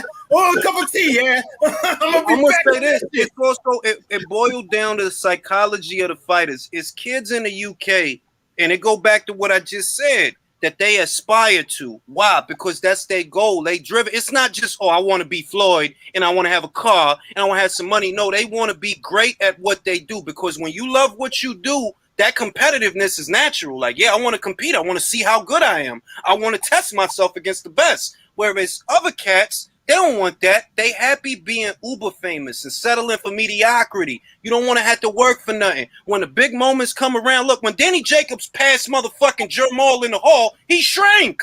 You was just talking all that shit about this dude. And as soon as he seen him, Danny ain't shrink. Danny was like, oh, I've been looking for you. Where's what Jermall did? He fucking shrank. You ain't even want to say nothing. He was shook. He was a shook one, like Mobb Deep used to say back in the day. He was a shook one up in New York. You know what I'm saying? He was a shook one up in New York, man. That's real shit. Like, I'm like, look, once again, he got pumped that day. It's like, I don't like being a person that stands on the sidelines and castigates and judges, but I know what I'm looking at. You was just talking about this dude and you was hooping and hollering. When he came down that hall, his whole demeanor changed. His eyes got low. Shoulders got all tense. Like, bro, you was just talking about this cat. If this was the 80s, y'all would have came to blows, because that's how the fighters was. Yeah, they would have had to separate them. They had to separate them. They would have had to separate them. What I'm seeing, though, from what I'm seeing, yeah, for kids like the Charlos and Errol Spence from Texas, when they get millions, like, you can buy some serious property in them places, cheap, but really nice mansions and houses. As far as they're concerned, they ain't worried about no Hall of Fame. They want to maintain that life. So in a way, I can see with it, but it's no good for me as a boxing fan. Well, and they want to take the chance, because if they lose, they think they're just like Ernie Shavers. Ernie Shavers went out and bought a big mansion and stuff, and then he lost to Jerry Quarry. Don King kind of put him on the back burner. He wasn't making no money, so he couldn't pay for his house no more stuff. So that's what they think is going to happen to them. But if they want to prove that they're the best, they'll be multimillionaires. If they was willing to really do some kind of a tournament structure, the fight fans will fall in love with that and will really know who the best is. And that person will be rewarded the way they're supposed to be rewarded. Yeah, because the main thing with the fighters of yesteryear, right? The contracts was different. The dynamic was different. You had a lot of good fighters that frittered away a lot of money on bullshit. So I understand that after boxing, you need a life. You need you need a life, because you're not gonna box forever. The window of opportunity to make money off of boxing for an athlete, it really is a limited time only. So I understand that you have to protect your investments, but at the same time, you're only gonna hit a certain level doing shit the way they doing. Like, you ain't gonna hit that Sugar Ray Leonard level. Like, you not. Ain't no motherfucking boxer here today to boxing what Sugar Ray Leonard was. It's not. It ain't no Oscar De La Hoya's right now. It ain't like, bro, Oscar cut a music album. He had a music album. That's how big he was. And it was weak, though. It was weak. Dude. But Oscar, and this is a bit ironic, but this is the truth. Oscar had women not just showing up at his fucking weigh-ins. They were throwing panties like they're fucking at a rock concert. Oscar was like a model, man. You know what I mean? Like, he was. Yeah. He was like the pretty boy Balamos type, Balamos, that kind of guy. He sings Latin love songs and stuff, and had all the little girls and stuff. He had all the little girls too, like in 1998 when he had the statutory rape charge. But there's got a stat on him, man. Got a stat. I see Ryan Garcia, right? And I see that he has the potential to be that. But every time he got a fight coming up, it's a fucking pride. Like literally every time they got to make a fight for him, it's a fucking pride. And I'm like, bro, we shouldn't be going through this with somebody that ain't got a belt. You ain't even got a belt yet. Why the he fuck thinks he's above the belts? Yeah. And he brought up Twitter followers. They kept bringing it up in the event. They kept under the zone event. They kept bringing up his Twitter followers and stuff. Like, I never had to hear this with Marvin Hagler. You know what I'm saying? Twitter followers. Twitter followers, man. Yeah, I mean, put him in there with Richard Comey, bro. Yes. You know what? I'm gonna tell you what, Beats. Here today, he is not ready for Richard. Like and in other words, if they make the fight, I'm gonna watch it. But if they made that fight today, that all right, you fighting Richard next. Richard will knock his ass out. Yeah, Richard knock his ass out. Might do. But that's the kind of fights he needs, though. Generally speaking. Yeah, well, and look, if you're going to beat anything in the game, you've got to be, even if you don't win, you've got to be able to be prepared to fight a Richard Comey. Well, if you're going to be anything, you're going to fight them guys. Exactly. But nowadays, fighters like Richard Comey are not appreciated. You understand what I mean? They not like before. If I heard Ray Mercer was fighting, right? Ray Mercer wasn't the greatest, but I knew I was going to see a good ass fight. Now, fighters like Ray in today's American boxing climate, they probably wouldn't even get no burn just because they might have lost a couple fights. Ray Mercer had an iron chin, like stamina. There's no fighters like that at all. You can't. Ray was a medalist. Ray was a medalist too. Ray was a medalist. Ray Mercer versus Demiani, and I bring it up all the time, was a better heavyweight fight than most of what you see at heavyweight today. That's one of the worst nosebleeds I've ever fucking seen. Damiani was good. Beats can tell us. Damiani was good. That's one of the worst. That Mercer Damiani, when he hit him with the uppercut and broke his nose, that's one of the worst nosebleeds I've ever seen in my life. See, man, that's why I love talking to y'all. Y'all know what y'all talking about over here. Blood nose. Love that, man. That shit was bleeding like a faucet, wasn't it, blood? It was man, that was a terrible uppercut. It reminded me, who you call it? Bert Cooper uppercutted somebody like that, too. Who was that Bert Cooper did? Bert Cooper. Michael Mora was a better fight than most of them heavyweight today. Willie DeWitt. Remember when he ended Willie DeWitt's career? Okay. He ended a few people's career. You know what I mean? It's a lot of shit to where like now, and once again, I'm not one of those guys that likes to scapegoat Floyd, but I'm gonna say Floyd's career was good for him. But it created an environment where the millennial boxing fan think you got to be unbeaten to be. No, you don't have to be unbeaten to be good, and you don't have to be unbeaten to be entertaining. At the end of the day, I want to see a good fight. I don't really care about your record all that much. I just want to see a good fight. I'll tell you what pisses me off today, right? Is when somebody like I'm not going to mention the channels, but right? Oh, Mike Weaver wasn't good. Look at his record. No. 9999999. Hold on. Let me see what you said about Mike Weaver. That's it. Yeah, go ahead, Beast. You know, I've heard channels he wasn't that good. Mike Weaver wasn't world class. Look at his record. I'm like, no, they don't know.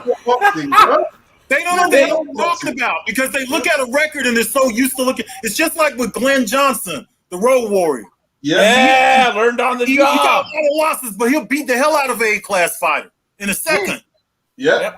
One of my favorite 70s heavyweights, Jimmy Young, didn't have a great record. Way better than his record.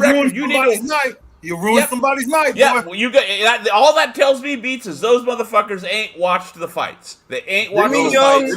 Jimmy Young, George Foreman, a better heavyweight fight than most of what you see on television today. I watched Jimmy Young versus George Foreman 3 times before I watched Dominic's Brazil fight once. No, Rick, you know what George Foreman said? He said, if every boxing fight was like him and Ron Lau, there'd be no UFC today. God, that stare down alone. The stare down alone, Lyle and Foreman is worth the price of admission.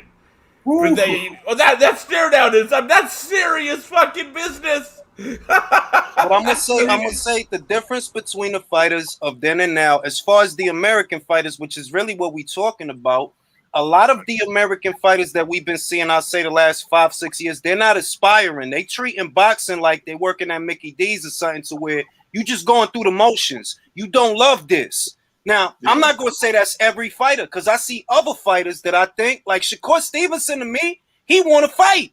That kid, I see it as he want to fight. I don't know, Ring, man. I don't know. He had an opportunity for a career highest payday against Josh Warrington in England. You want my Beats, you want my honest opinion? You want my honest opinion? I think Shakur wanted to fight, and Ward, I don't think Andre Ward wanted that fight for him.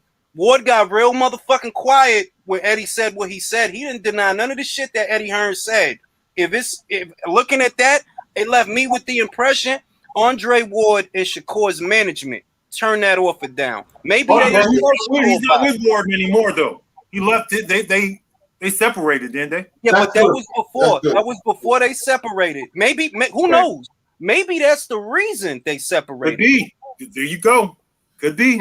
They sent him an offer, and you know what? We gotta be real. And I'm with Beats on this. He should have took the fight, or the fight should have happened, because for Mauricio Lara to go over there and do what he did, that's saying that, I'm just saying, like, you got to take a chance to be great. You got to take a chance. Yeah. If Mauricio Lara came all the way from across the world, from Mexico to the United Kingdom for that opportunity, and look at what happened. You got to take chances. The Mexican kids from the barrio, they hungry as fuck, bro. They hungry. Oh, yeah. They're hungry, man. They want different mentality with them. They don't want to be superstars like celebrities. Some of these guys, they want to be rappers. They can't make their mind up. They hang out with rappers. They get drunk. Look at Errol Spence, man. Errol Spence getting drunk and wanting to hang around AD and the crew. And, man, they're messing their careers up. And these guys are already in their 30s, too. And that's the shit that liquor does to your body is irreversible shit. And I'm like, when I be thinking about it, I'm like, bro, like, he's not going to be in the same league as a lot of guys just because he not living like a fighter. Floyd, for all the negatives that we associate with Floyd, that wasn't one of them. That discipline. That guy was supremely disciplined. You couldn't catch him slipping. You couldn't. You're not going to see him getting carried out the club because he drunk out his mind. Like, everybody wants a piece of me. I can't afford to be drunk. Everybody would drink on club soda. You would drink club soda and water. Water and club soda and watch everyone around him get drunk. He still don't mess with that. That's one thing. In that area, he's a great role model, man. When it comes to being in shape, being prepared, taking care of the temple, Floyd Mayweather is the master of doing that. He kept stayed away from drugs. He's not influenced by nobody either. There's some strength he have that I really got to give him some credit for, right? Yep. That's why he didn't have the respect for Ali and all them guys, because he's not influenced. Just like the song in The Greatest, he's his own man, just like the song Ali had for The Greatest. That applies to Floyd too. Listen, man, the best story for me was from Brother Nassim, and he's speaking about because we know how disciplined Hopkins is. Yeah? Mm-hmm, mm-hmm. Right? Hopkins don't eat donuts or nothing. Brother Nassim was telling a story once, right? That they was all in this, I don't know where they were, right? But it was the entourage, and they were chilling and talking. And some woman came into the environment. And Hopkins ran straight out of the place because he said, anything happens to her, they're all going to blame me. Yeah? Yep. So them guys, I mean, they ain't putting themselves in no position where there's no scandal, no I did this, I said that, and that's that eye of the tiger shit. Yes. Old school paranoia, bro. Now I'm gonna add to the Hopkins shit. I'm gonna add to the Hopkins shit. Hopkins is Team Capricorn. For those of y'all that don't know, he's a member of Team Capricorn. Just like Roy Jones Jr., just like Muhammad Ali, Joe Frazier, George Foreman, Customato, Floyd Patterson. Team Capricorn, goddamn. What? All of them are Capricorns? All of them. Every one of them. Tim Witherspoon. Tim Witherspoon too. Me and Blood are over here stuck being Libras. We're Libras, man. Hey. But so is Deontay Wilder and Terrence Crawford, though. They're Libras too. Terrence Crawford is my guy, and I'm gonna stand by that. Whatever happens, I know that if I just put myself in this individual's shoes, and I got people that been playing with me for 3 years, after year 3, I'm like, man, fuck it, man. Fuck it. I ain't gonna fuck shit. Yeah. See, I've heard you say the same thing about Terrence Crawford and how he ain't trying to hear this bullshit from fucking fans. He ain't trying to hear. Listen, it's funny how people it's funny how people would pick up on something like him saying that the other day that, hey, I don't want the fight now. But when Errol Spence says stupid stuff like 70-30, they like to say, oh, he was just playing around. Oh, he's just kidding. But when Terrence Crawford says something, it's the headline. You know what I'm saying? It's the headline that he don't want the fight now and stuff. Man, get out of here. He's just tired of all that. That's all it is. Because Crawford's not an idiot. They wanted to beat Terrence Crawford's fault so bad, but the paper trail, when people look back on this, and I don't think this fight is going to happen. I'd love to be wrong about it, but I don't think I will be. When people look back, I really don't care. I think Terrence Crawford needs to go a different route. Yeah, I'm over it. I'm over it too. I'm over it. Yeah, I don't want this fight anymore. As of yesterday, I decided I don't want this fight anymore. It's too late, man. It's too late. It's not a good fight anymore. Yeah, it's fine. I'm not waiting around on these guys. Crawford's 33, isn't he? He's going on 34? Something like that. Kidding me? Yep. Yeah. Come on, man. I don't want this fight. I don't want it now. They should have made it happen. Now it's a garbage ass fight that a whole bunch of hip hop fans are arguing over money and stuff. These guys ain't even boxing fans. I'll tell you what, Blood. I'll be to make it a conversation. I'll say this: if, and this is a big if it happened and it was on free TV, yeah, I'd sit down and watch it. But I ain't paying no fucking money. No, I ain't paying not one red cent coming out my pocket. You get me? The expiration date for me was 2021. 2021, yes. That's it. Yep. After 2021, I don't want to see it no more. Really, time to dump that milk out. You can't. Yeah, that milk's no good. The milk gone bad. Yeah, I don't want to see this fight. This is not a good fight. I mean, I would hate for the fucking fight to happen when Crawford's 35, because that's just some bullshit to me. It's not right. It's not right. They're aging him out. Is what they're doing. That's exactly what Spence. Because Spence has like 3 years. So he's trying to see. Spence is like 31, I think, to your point. He is, but the difference is that Terrence Crawford don't abuse his body like Spence. Spence is going to age himself out first. He's going to age himself out. It's not going to be worth what it was. It's already pretty much getting around that time to where it's past the expiration date. And the shit is, if you 31, right, in the sport of boxing, you 31 or you 34 years old, and you haven't popped yet, you really ain't blow yet. All right, bro, it ain't gonna happen. You 31, bro. Like, look, when Oscar popped, when he became a household name, he wasn't motherfucking 31, bro. No, those guys were in their mid-20s. Bro, he was a hang on. He was a star before he turned pro. He was a star before he turned pro. The Golden Boy, you know, he got a lot of TV time, commercials. It's just a lot of goofy shit. It's a lot of goofy shit that I see that I'm like, and it goes to Blood's point that these is not boxing fans. I don't know what they are. I don't know where they came from. They're hip hop. They're hip hop fans. I'm telling you, bro. Because I was on YouTube like when they came around, and they came off of like Floyd Mayweather, because they used to watch Floyd Mayweather's videos where he's showing all his cars and stuff.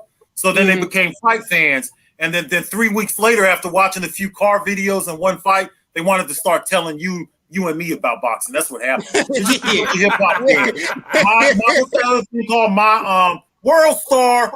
From that's the environment these guys are from. World Star generation, yeah. World Star and all of that. They're not boxing fans, man. I don't want them at my page. I'm gonna do everything I can to make sure none of them exist anymore. There's a lot of great boxing fans here on YouTube. There's 4 billion subscribers on YouTube. So take your ass on and go somewhere else. I don't want y'all nowhere near me. Yeah, stop fucking up our sport. Say Riddick Bowe ruined the Lewis match. But Riddick was undisputed champion, bro. He could always take that to his grave. I was undisputed. And he's got the Holyfield trilogy. He's got his Holyfield trilogy at least to go, to take with him. Yeah. And I'm thinking, like, if Errol Spence Jr. retired right now, what we gonna look at? The Kell Brook fight or the Sean Porter fight? That's what I'm trying to tell you. When these guys that are in this age bracket of Errol Spence and Terrence Crawford, most of these guys, when they're retired, and they're hitting 40, 50, pushing 60 years old, and all the guys that are hardcores like us, hardcore, you know, and like the hardcore historians like Beats and Blood and whatnot are really digging in and telling them they ain't shit. A lot of these guys are going to get their feelings hurt, and they're going to have. I'm serious. Think about Keith Thurman. Think about Keith Thurman, Doc. Think about Keith Thurman. There you go. Go ahead. That dude been riding that Danny Garcia scooter for, and I'm like, yo, when the fuck you beat Danny Garcia? When did that start meaning some shit? Mauricio Herrera unofficially beat this man in Puerto Rico. Oh, and Porter. He's got Porter and Danny Garcia. He got Porter and Danny Garcia, and got punched up by a 40-year-old. Lamont Peterson schooled him, bro. Oh, Danny, yeah, no, Dan, don't even get me started on that. Yeah, Danny. And you know what? Who beat him? I think Mean Machine, the Mean Machine guy. We don't even know who's who, because Terrence Crawford's resume and Errol Spence's resume, none of these guys fought each other. Yep. The only like opponent they got is Kell Brook. How do I know Mean Machine? Like a whole group of people started calling this guy Mean Machine a bum. Then he went in there and floored Crawford. And not only that, he hasn't fought none of these other guys. How do I know that Danny Garcia could beat him? Danny Garcia. No, I'm gonna. Here's one for you. Danny Garcia went life and death. A lot of people may not remember this, but I bet you guys do. He went life and death with Ashley Theophane on ESPN. He went life and death with Ashley fucking Theophane. I thought he lost the first Eric Morales fight. There's another one. old. But this the shit that like when they was talking about the Spence fight, right? The last Spence fight and the build-up of the shit. These cats is talking about Danny. I'm like, yo, the last time Danny beat somebody solid was at 140. Y'all always say that Crawford is living off of shit that he did at 140, but that's what y'all doing with Danny. Danny ain't beat nobody at welterweight. Every half-decent fighter he fought at welterweight beat him. So why is he a big deal? Why would beating him be a big deal? Oh, exactly. I respect Spence because he fighting Danny. Danny just went 12 rounds with Ivan Rekach. Motherfucking John McKenna stopped that dude in 4 rounds. Dejan Slatijan ain't stopped that dude in 4 rounds. Well, I respect Spence because you fighting Danny. Shut the fuck up. Hang on. Now, Rick, didn't uber washed up Molina knock him out too? Yes, at 140.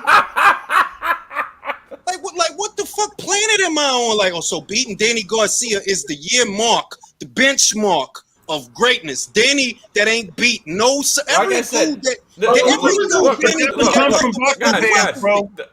not coming from boxing fans. It's coming from what's it called, World Star and all that stuff. Those are them guys talking. And really, they should be irrelevant. They should always be irrelevant.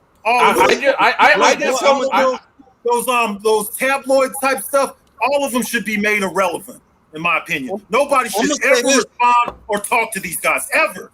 Don't make no response video to these fake guys, man. Don't stop doing it. They bring that shit. I'm going to say this. I don't look for them cats. If I'm on Twitter and I'm on my page talking my shit, they come to me and try to. I'm like, yo, don't fucking argue with me, dog. You literally, Danny beat Khan and Matisse. That's it. That's it, bro.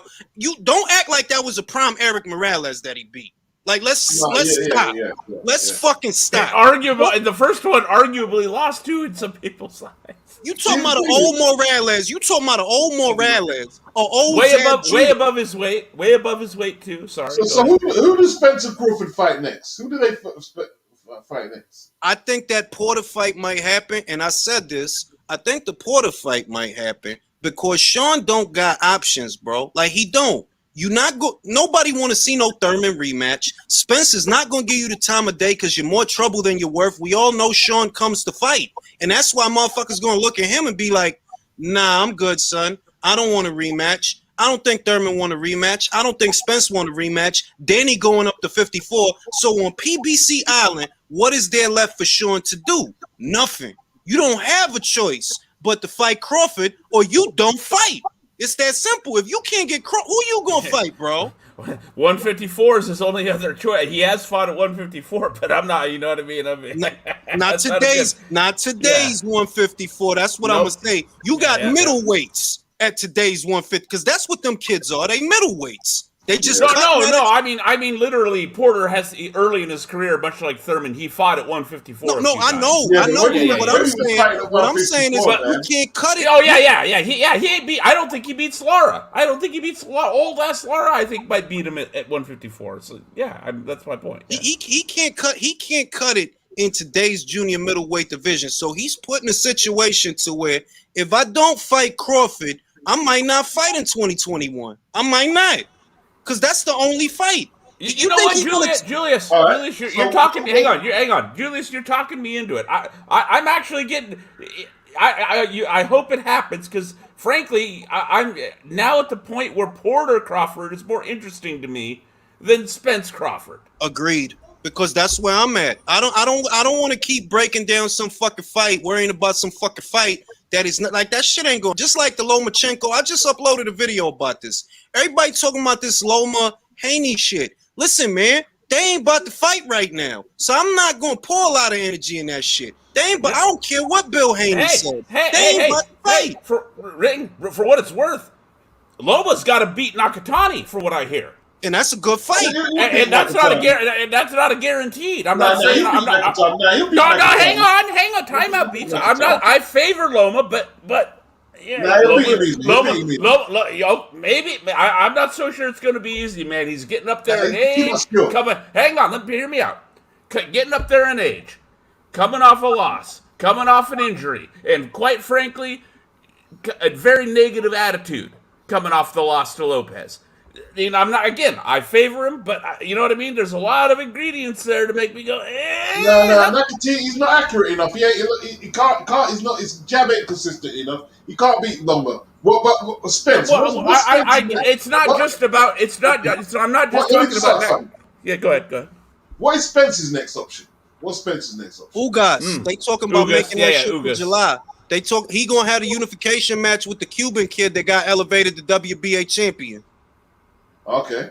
Yeah. Now, if that was free TV, Julius, again, that's another fight that if it was free TV, I'd sit down and watch that. That's easy. Ugas is a solid contender in my eyes. That's you know what I mean. In a vacuum, that's the game changer, though, Doc. If you tell me that you giving me Spence versus Ugas on free TV, I'm gonna say, all right, that makes sense to me. Just like Ruiz versus Areola, that should be on free TV. But don't motherfucking tell me, oh, the box office draw. Errol Spence, like, won't you get the fuck out of here with that shit? Nobody believes that shit.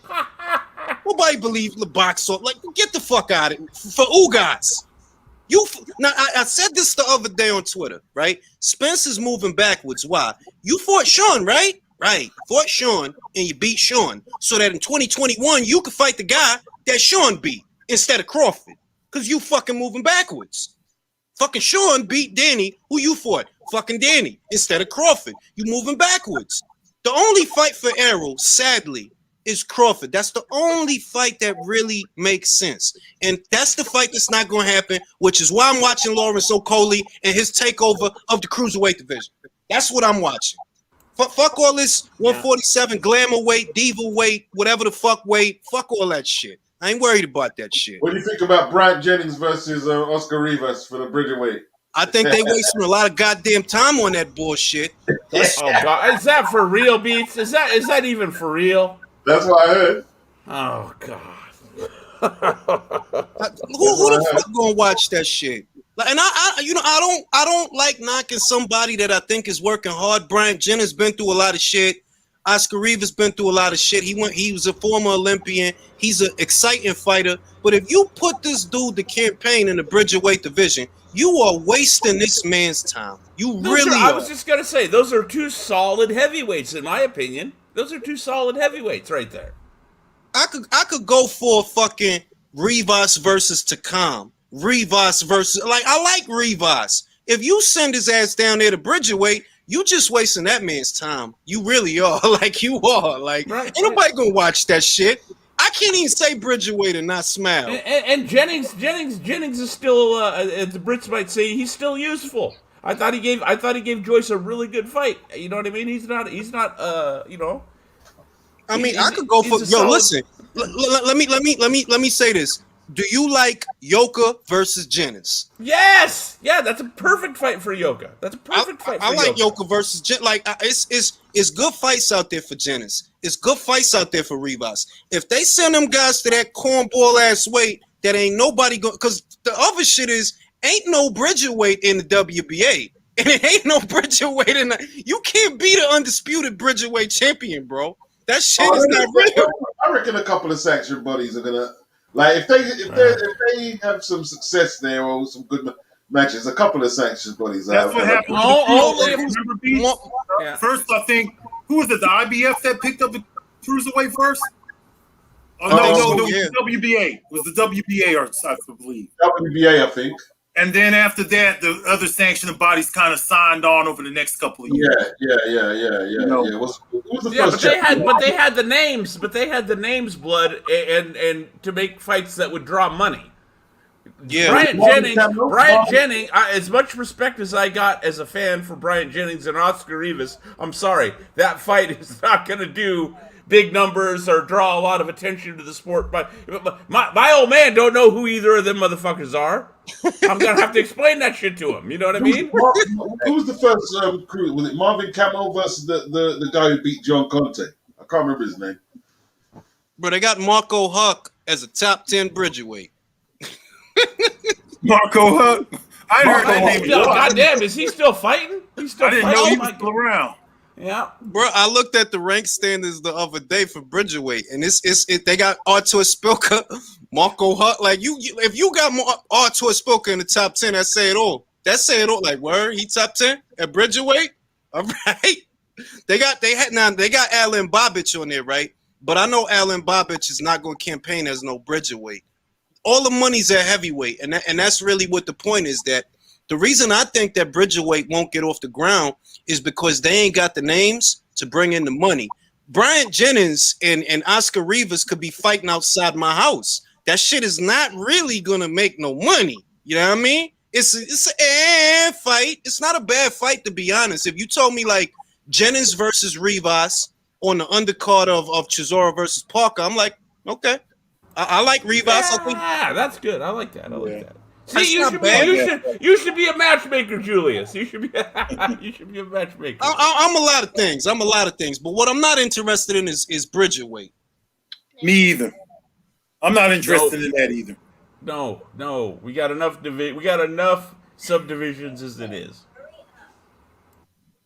Real rap though, but we'll see if it gets off the ground, because remember, the WBA said in 2016, right? They was gonna try to consolidate all their belts to one per division, and they changed their mind.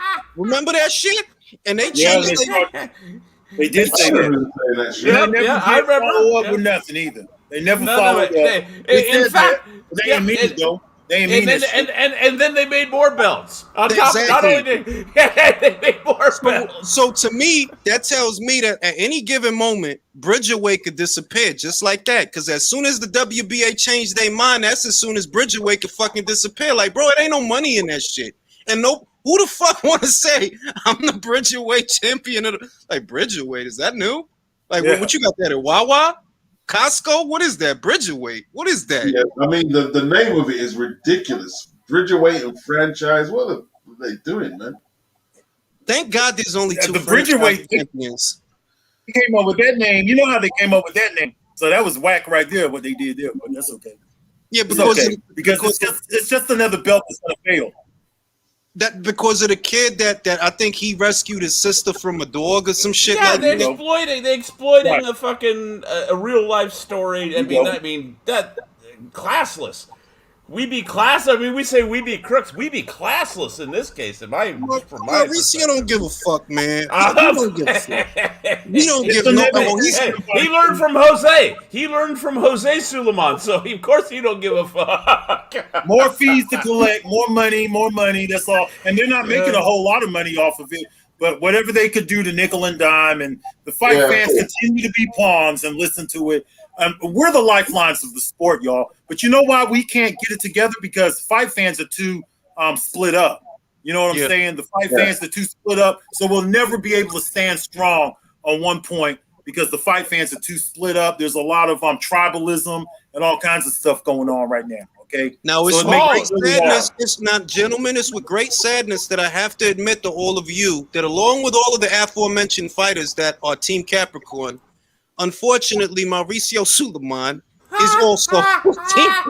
He's also Team. He is, B.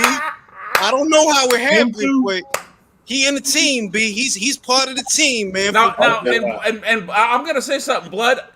I don't believe for a second that the promoters and the sanctioning bodies are not keenly aware of what you just talked about and use that to divide and conquer.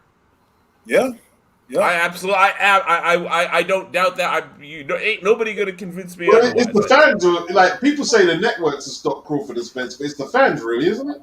No, but what I'm saying is you're right about the fans being the tribalism and divisiveness. I'm saying that they observe this and exploit it. If the fans were to say, well, I support Crawford, I support Spence, but first you both got to fight, or we ain't. You got to fight. No money. Well, Beats, you remember they're not doing that though. They're supporting, like, they do stupid stuff, like they look at Crawford like, I was the first one that came on YouTube and started saying that Crawford don't talk to black reporters and stuff. I said that first. I really did. And then they kind of ran with that. But Crawford since then has talked to several black reporters. I mean, I was going to put out a video and show y'all just how many black reporters he's talked to. So they take little stuff like that. And that's not boxing fans. That's World Star Hip Hop and all that stuff. That's them guys. But see, this is the thing, right? This is the thing. With Trinidad and De La Hoya, you had two separate factions of fans that wanted to fight. Mm-hmm. With motherfucking Floyd and Manny, you had two separate sets of fans that wanted to fight. And that's where this fight is different. The Spence fans, they don't want that. They just gonna keep arguing and making excuses. And that's why the money is not there. Because you got a lot of guys that already don't pay for boxing, and they telling you that they not even interested in that fight. They rather see Spence fight Ugas for some reason. Or see him fight fucking Danny. Or see him fight whoever the fuck else they find for him. They telling the boxing, the people in boxing, now we don't care if you fight Crawford or not. We don't care. So when you have fans doing that, of course the fucking fight ain't gonna happen. Of course it's not gonna seem as big as it could be. Because to those guys, it's not. I started this video off saying they spent 3 years tearing down Terrence Crawford. Everything that he did, saying he ain't shit and he ain't popular. So of course the fight ain't gonna be big. Now you spent 3 years saying he ain't shit. Exactly. Yeah. That's right. They build down the fighters' opponents and stuff, and they try to build them up if one of their good fighters, then he'll be something different. They downgrade and upgrade whenever convenient. These fanboys. That's just something they do. Fanboys are the problem. Yep. And I'm gonna give a relevant and a little bit old school example here. All right, that some of you might remember this term when because we had the anniversary here just recently, when the first Ali Frazier fight was getting built up, right? The Frazier fans, a lot of them, they called them the hard hats. You remember? Anybody remember this term or remember hearing about this term? Okay, now they didn't like Ali. But you can't tell me for a second they didn't want to see the fight. Exactly. You get me? All right? And then you had the contingent that said, hey, Ali he didn't lose his title in the ring. Beats will talk about this over in England. There was a strong contingent that were adamant. He's still the champion, never lost it in the ring. But boxing still had him as champ. Right. So you had, and you can't tell me that contingent did not want to see the fight. I mean, the fight happened within, 12 months of him coming back? He fights Quarry, and then he fights Bonavino within 3 months, and then he fights 4 months later Joe Frazier. All right? Ferdy Pacheco is on the record saying they had to. He was like, we knew it was too soon to fight Frazier, but the pressure and the both economic and the demand was just too strong. We had to do it. Where boxing is at right now is and I'm just talking about American boxing because the UK is getting the fights that they want. We not. is so weird because business is supply and demand, and the boxing market in America, it's like we asking you for something and you legitimately ignoring us. Like yo, we asking you for this. You keep giving us all this other shit. It's like if I go to a diner and I order something and you come in with some other shit. Like, yo, I didn't order this, bro. I asked for the chicken parmigiana. I didn't ask for fettuccine. I didn't fucking ask for fucking steak. I asked for the chicken parmigiana. Exactly. This boxing is the only fucking business I see in America that work like this. We tell you Crawford versus Spence, you come out here with some fucking Mikey Garcia. Like, Mikey Garcia? Who the fuck wanted to see that? Yeah. And in every other sport, there's no other sport like that either. We get what we want in tennis because they go by, see, individual sports go by tournament structure, okay? Yep. Team sports, they go by playoff structure. So they always have to prove they're the best. Boxing is the one sport that you can come into and claim to be the best and just get a belt and then claim to be the best and people will buy it because hip-hop fans that are in boxing now, these world star people, they don't understand the difference between the belts. They don't know nothing about sanctioning bodies. They start talking about ranking systems that are fake. You start looking at the ranking system and not one person in the ranking has fought another guy. You know, that's not a legit ranking system to me. I'm sorry. I'm gonna say this about Blood's video in reference to the Spence fans, that I feel that he touched on something that was very real and explains the environment that we in.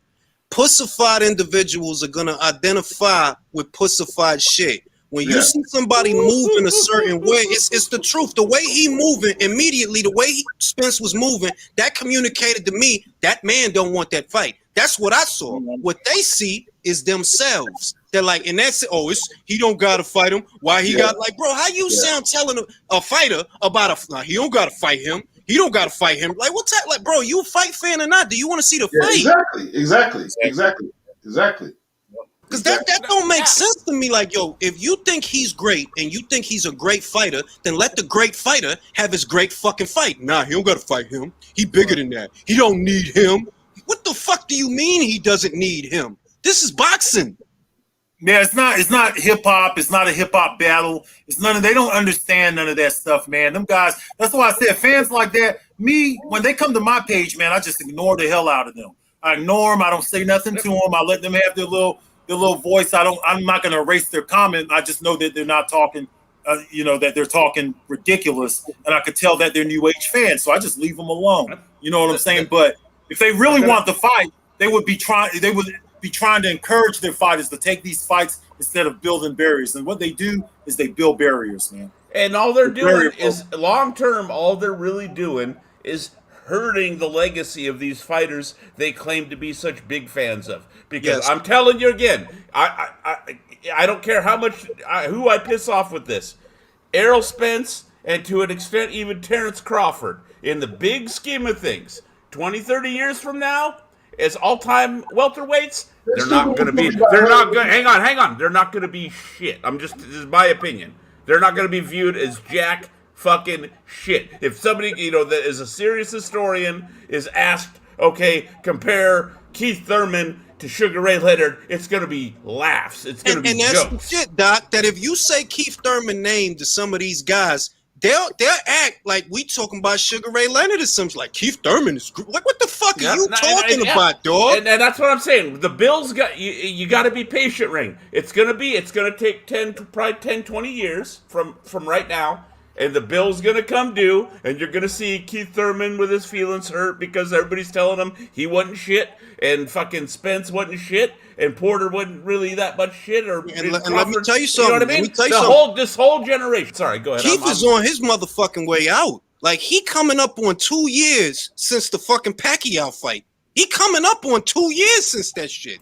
Now, that's another thing. Yeah, these guys don't fight enough. Yeah, they don't fight it. Like, so it's like when you don't fight enough and you don't really want. Like, I'm gonna be honest. I never believed Keith wanted to fight Terrence Crawford. Crawford will hurt that man in a way that he might retire, and I firmly believe that. When I saw that Cito Lopez fight, I said, man. Yeah. I was on the hangout with Beats. When I even said, because I got in some arguments with people. I said, because they got mad at me when I said Josecito nearly stopped him. And I said, okay, you're going to tell me that if you flip the script and Thurman was punching up Josecito the same way, they wouldn't have stopped it. Exactly. All right, I'm just saying. I seen, and I'm not trying to be a bullshitter, but it's the truth. I've seen fights stopped for less. When motherfucking watch Andre versus Akavov, watch that shit. That's one of the most bullshit stoppages I ever seen. Like really? You stopped the fight because he got hit with a jab? I understand why, because he can't move. I remember that. Yeah. And all three of you know what kind all three of you know what kind of era of stoppages I come from. That's what I'm saying. Look, go back and watch Mercer Morrison. Look at how long it took. Yeah, that's a proper stop it. That's a knockout, baby. There we go. Fucking shit. Like that was entertaining though. That was entertaining, man. Man, I had so much fun that night. My goodness, man. I'll never forget that. One of my that was one hell of a knockout right there. I have clear memories. Blood and Ring. You two probably you remember the game Yahtzee? Yep. The little with the it had the Yahtzee. You had the little dice and me, my grandfather, and my dad were watching the first fucking Leonard Hearns, right? First Leonard Hearns fight. We're at my dad's dope dealer's house watching this shit. My grandfather. This is the one sport where the three of us could kind of come to. My grandfather was a baseball fan. Me and my dad didn't give a fuck about it, but our grandfather he's the one who taught me how to score fights. Because he would sit there and listen to the baseball games on the radio and fill out, I don't follow baseball, but you know what I'm talking about, Blood, right? Mm-hmm. Yes. All right. And, okay, you guys know what I'm talking about. So we're watching the first Leonard Hearns fight. When they stopped that fight, we threw our fucking Yahtzee pads in disgust. And the announcers are going, oh my God. And these are fucking Don Dunphy, a fucking, you know what I mean? That's a Hall of Fame announcer. He knows his shit. Yes. All right, Don Dunphy's going, oh my God, I can't believe they stopped that. Freddie Pacheco's going, I can't believe they stopped that. I'm gonna tell you something. If you go it's a different. I'm not trying to say it's better or worse. Sorry, Rick. I'm not trying to say it's better or worse. I'm just saying I come from a different set of fucking. That's what I'm trying to tell you. That's what I'm trying to tell you. Like before, you had to hit the guy with a chair to get stopped. That's what I'm saying. Yes, or there was going to be disgust and outrage and anger and frustration. Hang on, I'm sorry, Ring. I gotta tie this around. This is why what I said earlier. There was frustration with how long it took to get the rematch because people were disgusted with that stoppage. Nowadays, people will be like, "Oh my God, I can't believe they let Tommy Hearns get knocked through the ropes like that." And no, it's just a different. We're watching different sports. I feel like I'm watching a different sport. Go ahead. I got to mute myself. I got to cool off. It's certain shit that I take on the safety of the fighter because remember, go back and watch Sophie and Matisse versus Holly Holm. That girl could have fucking died. Like she could have died. So I get it that there's got to be a little bit more humane. But it's stoppages these days. I'm like, what? Because he landed too many jabs? You stop the fight? It's jabs, bro. Let the corner stop it. Let them do it. That's their job. Safety of the fighter. But now here's the other part of it, though, Ring. You have to understand. That first Leonard Hearns, that was for all the marbles. This is the big one. That's, you know what I mean? This is everything. This is, you know what I mean? It's not the heavyweight title, but the welterweight title is probably, one or two notches below. Between what about Wilder and Fury? Do you think, in some ways, I can see why Wilder was pissed. I know he was beaten thoroughly, but he you would have thought that was the corner though, Beats, wasn't it? That was the corner that threw the towel in, right? No, Bayless was going to come and stop it as well, though. Oh, okay, okay, fair. Go ahead. Sorry. That was an ass whooping from hell, man. You know what I'm saying? Yeah, it was. Lucifer was looking over Wilder that night, boy. That was real bad. I'm gonna tell y'all this. Satan was standing over Wilder, boy. Watch that fight again, right? Don't look at the fight. Just watch Kenny Bayless, and then you'll see. Yeah, he I see how he came to the conclusion that this needs to be. Just look at him. Don't look at Wilder. Don't look at Fury. Forget them. Look at Kenny Bayless in the fight, and you'll realize, like, yeah, man, you gotta stop this, bro. You getting fucked up, bro. Your ears bleeding. You got punched in the hip. He sat you on your back pocket. He's fucking you up in the corner. Like, yeah, you're not gonna do nothing. If you was gonna do something in this fight, you must have done it already. Yeah. He got beat up, man. He got drugged. And he didn't get drugged like drugged. He got drugged around the cameras. What happened? You know what I'm saying? That's the only drug he got. Was I'll tell you what, the glove gate was the glove upside his head. That's the only thing. Furious gloves beat the hell out of Deontay Wilder that night. That's what I don't know what was in him. I don't have X-ray vision, but his gloves beat the hell out of Deontay Wilder. Yep. And I'm not. And you know what? And I'm not gonna. I ain't got no time. I apologize, but I ain't got no time to hear from some motherfuckers who come at me not knowing who Mike Hercules Weaver was, saying he was a bum, right? And you're gonna try and tell me what I saw in that fucking ring. Fuck you. My eyes. I just got my eyes tested. Fucking about 6 months ago. Still got 20/20 vision. All right. And I've been watching this shit from the 70s. No, I ain't having it. No old school fight fans supported that Glovegate shit. I don't know one who did. I don't know one on YouTube or nowhere else. It was embarrassing. It was embarrassing. I'm talking as an American fight fan. It's embarrassing. It's like I'm saying, we're getting our asses whooped by the UK. No offense, Beats. It's embarrassing. And it wasn't like, look. And I bring this up all the time because this was a heartbreaking moment. When I seen Roy get knocked under that ring, that shit hurt. When I seen Mike get beat the fuck up by Buster Douglas, that shit hurt. The ass whooping Wilder got, it ain't on the level of that because he was never on the level of them. He wasn't on the level of Roy. He wasn't on the level of Mike. It ain't that big a deal. A limited boxer who only has one punch got fucked up. It happens, bro. That's life. Again, all three of you, I think, can probably attest to this. I've been saying for years now, and I mean this as a compliment, but again, I get some, new jacks coming at me like it's an offense.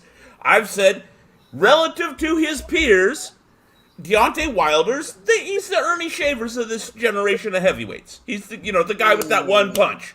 Relative to his peers. That's the key point here. I ain't saying he's as good as Ernie. I'm just saying relative to everybody else, he's that guy with that one right hand that can fuck you up, right? And he's a good addition to the mix. But where the hell has he been for the last 12 months? Why ain't he gone and blasted it out? I am confident he would knock fucking Charles Martin the fuck out. Well, why he should have been done that? He should have been done that. The fucking rumor priced himself out. That's what the rumor is. How do you price yourself out of a Charles Martin fight?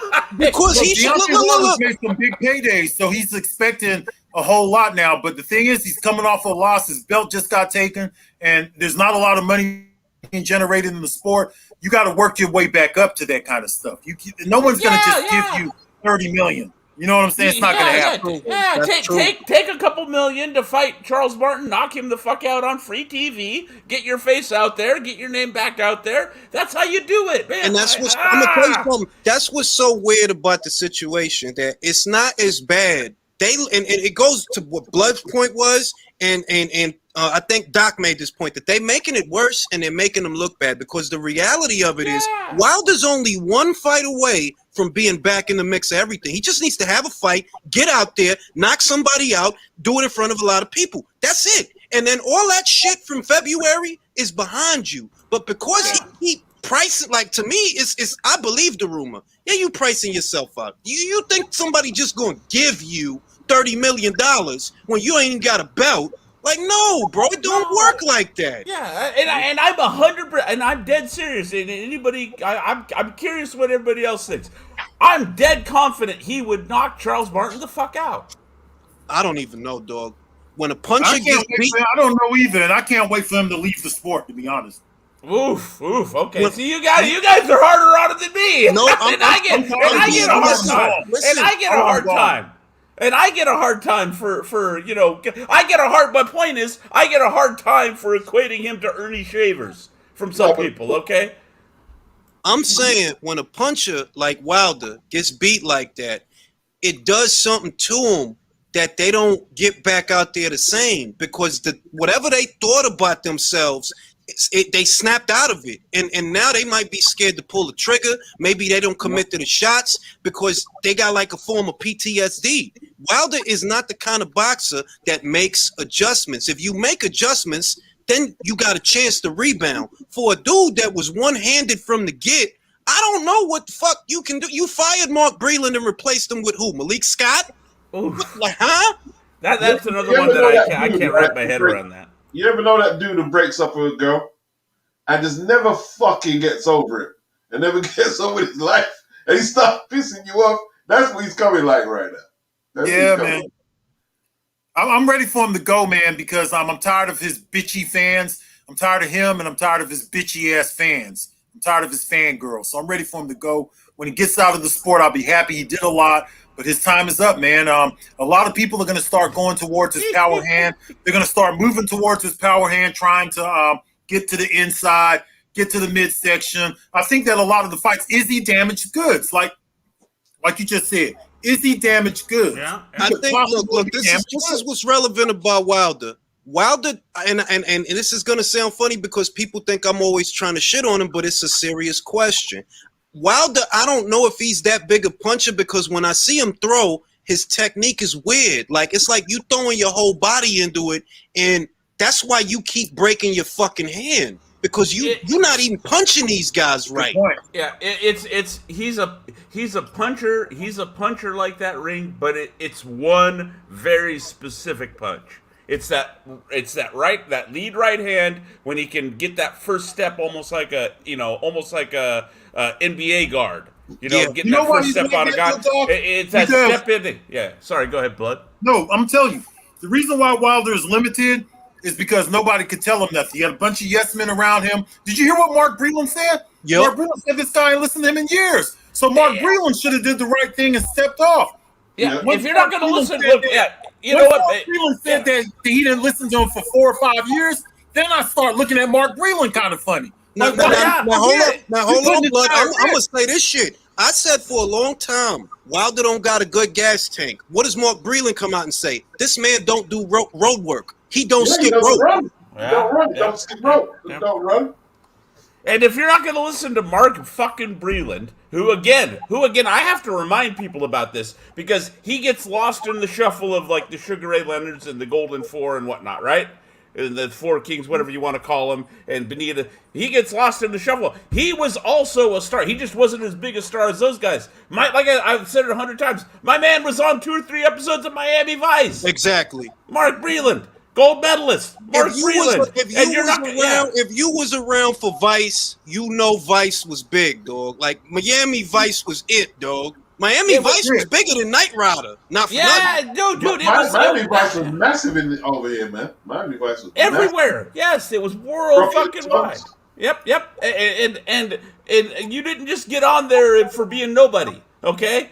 So my point being, if you're not going to listen to Mark fucking Breland, a gold medalist star, all right, American boxing star, if you're not going to listen to him, who the fuck are you going to listen to? Exactly. Well, Mark Breland been on Miami Vice. Deontay Wilder been on Basketball Housewives. That tells it all, don't it? You just summed it up, Blood. That's a cool perspective right there, man. Oh shit, that says it all, man. That says it all about the whole goddamn generation. Like where this dude was on a major TV show, Wilder was on a reality TV show about housewives, and he wasn't even the star of the shit. He's an extra. And ain't nobody watching that shit compared to Miami Vice. Everybody was watching Miami Vice. We've got a channel here called Armed Forces. They put Miami Vice on. I always watch it, man. When I get it, I still watch Miami Vice. Those were good days.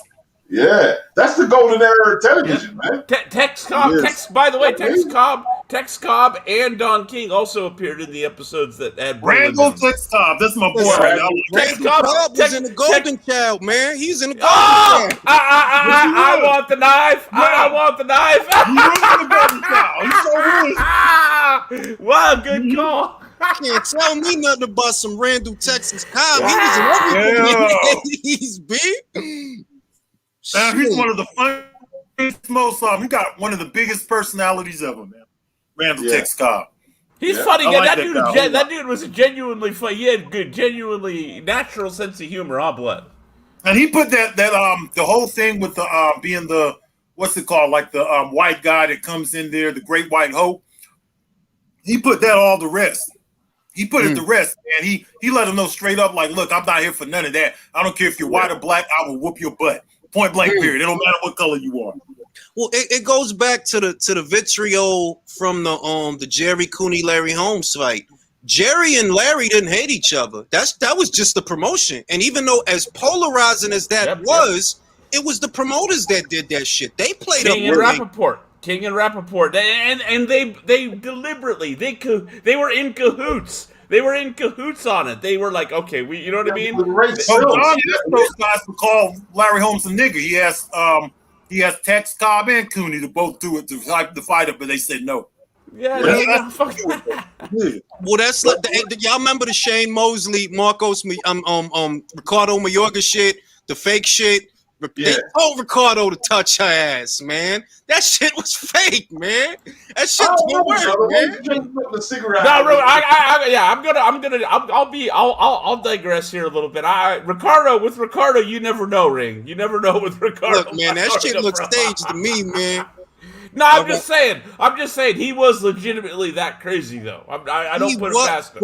But the whole shit looked orchestrated. Like I didn't be like, oh really? You gonna touch her ass to sell his fight that nobody want to see? Is that the same? Is that the same wife of Shane Mosley that cleaned him out? I'm just saying. I think that's a different one. Because that wasn't that long ago. That was 2015, I think. That wasn't that long ago. Because I remember that was really messed up. I remember Shane Mosley got really fucked up by his wife that was running his affair. I do. Yeah, it was just such a lame thing that Mosley did, man. It just. Well, you guys are talking about the second fight because the first Ricardo Mayorga Mosley fight's actually really good and one of Mosley's better moments when he knocks him out with 30 seconds left in the 12th round. I'm watching this Serrano. Bermudez. Oh shit! Is that right? we got sidetracked, didn't we? Yeah. I mean, it's a fight. Yeah. It's a fight. What channel is it on, bro? Channel 4. Yeah. Channel 4. It's NBC. NBC Sports Network. Okay. NBC Sports. Oh shit, Daniela. Oh shit. Yeah. And Beats made this point a while back. I won't put it on now because we're on things. Yeah. Beats made this point a while back. Part of the reason women's boxing has started to gain some traction is because the men have let them in. Yep. The men have, you know what I mean? They presented that opening by not fighting often enough and not giving us the fights we want. Right. Whereas the women will get down for say what you want about the talent pool and all that. That's all fair, but at least they, you know what I mean? They get down. Look at Daniela. Daniela did not have to take this fight, let alone in Puerto Rico. She did not have to take this fight. She don't give a fuck. Warriors. Real warriors. No motherfucking fucks. Like, no, I went to Mexico for Bobby and I'm going to come to Puerto Rico for you. Gap in the markets have to be exploited. Even Gap is exploited. Yep. He's backing off Amanda. And I don't know what it's like. My girlfriend is that Estrada girl, boy. That's my new girl right there. Oh, Senicia! Yeah, I like Superman. I like Senicia. She's fucking rocking Amanda. Woo! What? Yo! Oh, she was the one you said couldn't punch like that? That I didn't know if she could punch at this weight because she really a 118-pounder, 122-pounder, but they fighting that featherweight. She just had Amanda in the corner fucking her up. Damn. For those that don't know, Daniela Bermudez is from Argentina. She's registered as an orthodox fighter, but she is a switch hitter. She can't fight orthodox. She can't fight southpaw. And at her weights, she's a very, very strong puncher. And she's holding her own here against Amanda Serrano. Let me tell you how women boxing got in the game. You see, when Eddie was in America, they said, oh, the zone ain't going to happen. This ain't shit. Eddie's going to fail over here. Like, Eddie had to do other things, man. Like, start the zone in Italy, start the women's over here and shit. And, like, all that shit's like the women are just profiting off that, man. It's profiting off that. Opportunity, yeah. Yo, I'm gonna tell you guys something. Ring City, a lot of the Puerto Rocks been getting beat the fuck up on Ring City. By the way, they've been in Puerto Rico this week, but a lot of the Puerto Rocks been getting beat the fuck up, man. I don't know, man. I don't know. Now, the other part of it, now I can't speak for where Beats is from, but I'm pretty sure all three of us I've heard mention that growing up as kids, it was no strange thing to see girls getting in scraps. Exactly. Oh, well, where I grew up, man, yeah. We had girls who used to rub people on the street, man. Oh, okay. Well, there you go then. Hold on, blood. Yo, ain't that joint away from the TV? I don't want to get in no trouble. Yeah. I will. Let me. Actually, you know what? Let me go on the thing. I'm gonna start watching this fight though while we're talking here. Yeah, blood. When you were growing up, was it a normal thing to see the girls getting fights now and then? Oh man, there used to be this one damn girl named Lavonda that used to beat up. Man, she was a badass, man. She had a jerry curl, and everybody was scared of her. I don't know. She should have been a fighter.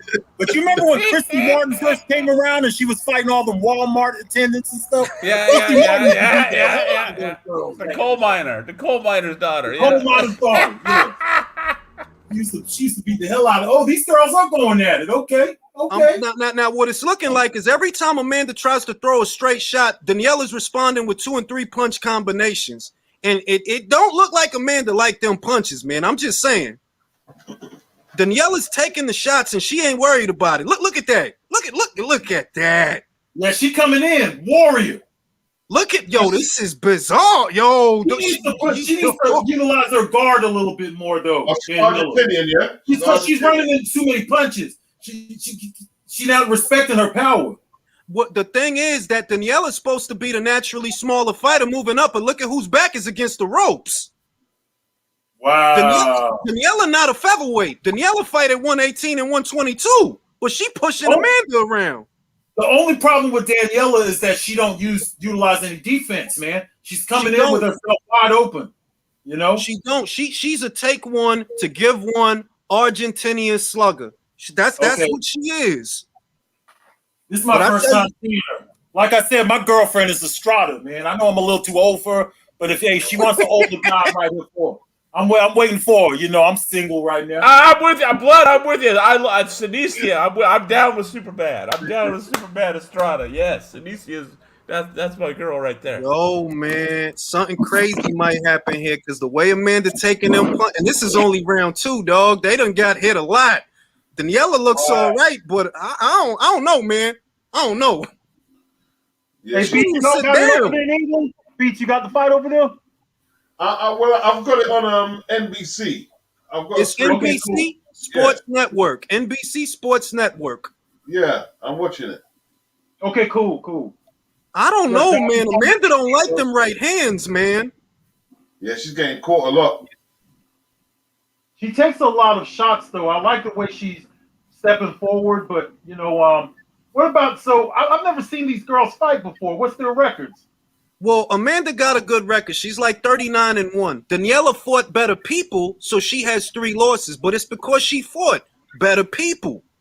Okay, right. She looks stronger. That's what it is, man. She looks stronger. She does look stronger.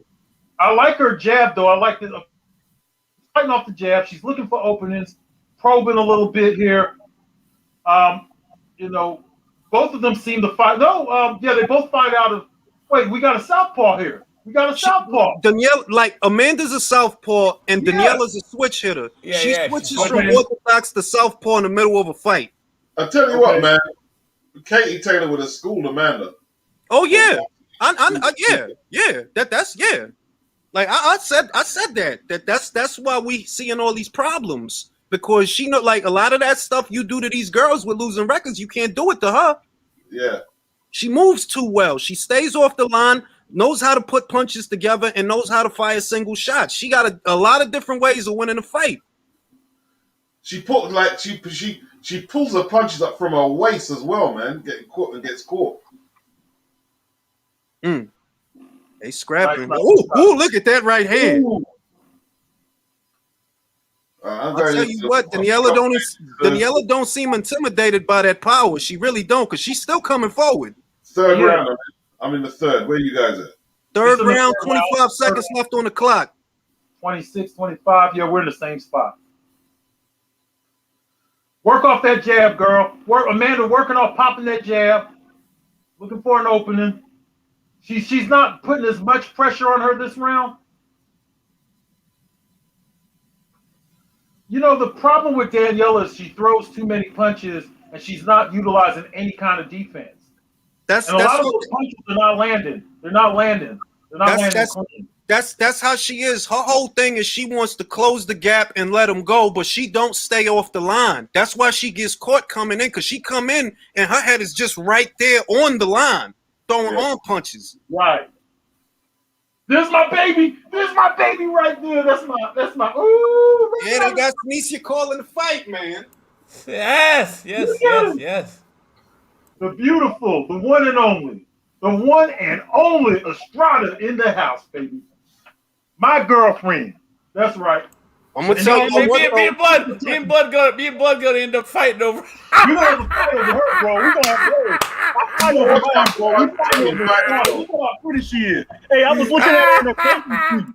Hey, I got some bathing suit picture I saved to her on my screen. I was serious, man. That girl is beautiful, man. She is. You ain't wrong. Wrong. Guess what? If somebody talks shit to you that's a woman, boy, listen here. Who you talking to, girl? Do you know who my wife is, motherfucker? Hey, my girlfriend? Shit. You gonna watch these Argentinians, though. They look like they're getting hit, but they're not getting hit as much as you think. Yep. Okay, so we're in the fourth round here. The judges. What do you guys think about the 2-minute rounds? Some of them have been like complaining about that. These ladies. I'm gonna say that most of the girls I talk to, they say they want 3 minutes. Most of the girls I talk to here on the channel, they say they want 3 minutes because it gives them more time to wear the opponent out and get that knockout. I'm gonna say something. I'm gonna say something some people may not like. If it was 3-minute rounds, Katie Taylor would have lost both them damn fights against Pursuit. That's a look. Honestly, I'm not gonna hold that against you. Because that's Pursuit's game, dog. She's not a finesse fighter. She want to wear you out and wear you down. That's what she does, and she still gets knockouts with 2 minutes. So you might be right.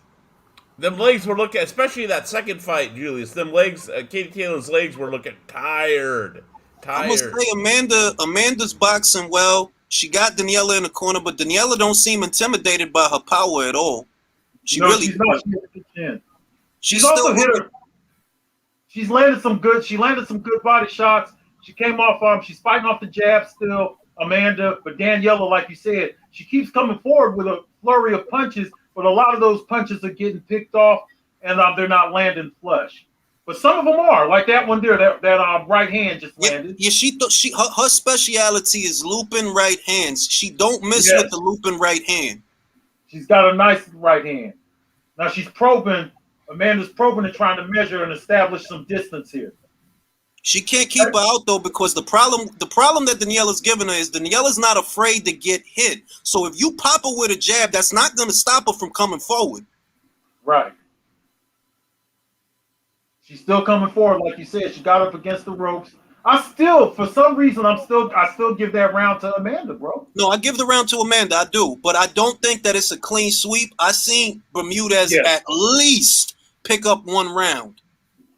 Yeah, she has. I didn't see the first round, so But I'm gonna tell you what, because of the aesthetic of the fight, what a lot of people are gonna say is that Amanda, if this is what a bantamweight or a super bantamweight is doing to you at featherweight, you better stay away from Katie, because that's lightweight, bro. That's supposed to be at lightweight. If this is a girl that's moving up in weight. Even the other girl who picked up a title with Joe Gallagher, what's her name? Raven Chapman. No, Natasha Jonas. No. Rhiannon Dixon. No, it was with the MTK guy. What's his name? Moore. Jamie Moore. She picked it up with. What's her name? Chantel Cameron. Yeah, I think she'd outbox her as well. Oh yeah, she would. Yeah, Chantel is an animal. Like she's she like fighting. She like fighting. She like hurting people. Yeah. I'm surprised how well Daniela taking the power. Yeah, man. 5th round, 5 of 10. Both fighters coming kind of fighting off the jab a little bit. Amanda with the left, man. You know, she's going for it, but she ain't really landed shit yet. She trying to keep Daniela out. That's what she's doing. She's on the back foot. She's jabbing. She's trying to keep her out because Daniela hasn't stopped coming forward since the bell rang. She's throwing two, 3 punches at a time to Amanda's 1. Right, and usually she does land one of those punches at least. Exactly. She usually catches it at the end of the combination. Usually. Right. It's not like she ain't hitting because you look at Amanda's face, you can see a little bit of swelling there, just a little bit, a little mouse there. She's jabbing well though, moving laterally. But it looks like Daniela got Amanda's respect because now you the one on the back foot and this is your division. This ain't her division. This is your division and you the one on the back foot.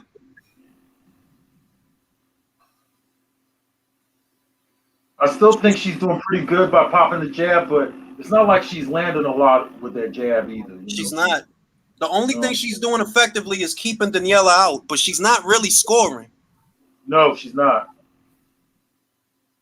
Like she scored with that straight left hand, but Daniela got off a body shot after the left hand. She did. And another one right there. I'm surprised how well she's taking this. Nice right, oh, shit. That's right, yeah. Ooh. She's trying to nice counter punching by Amanda. Yo, dog, I'm going to say Daniela looked like the featherweight here. She looked like the featherweight. Man. I'm in round 5. Yes, we just round 5 just finished. These are some long rounds for Amanda because Amanda's not used to going a distance like that. She's used to knocking a girl out. So the next couple of rounds might be very interesting. Yeah, let's see how this shit work out. I'm glad hey, if I wasn't talking to you, I wouldn't have known the fight was on. So I appreciate you, bro. No problem. That's what we here for, to raise awareness of the fighters. Raise awareness of the fighters. Yes, sir. Where's Ring City? Where is this? This is in Puerto Rico. Daniela is from Argentina. She not only moved up in weight for the fight, she decided to fight Amanda in her neck of the woods, and that ain't even the first time Daniela done that. I love Daniela so motherfucking much. Real fighter, doesn't give no fucks. If you want to fight, she's coming.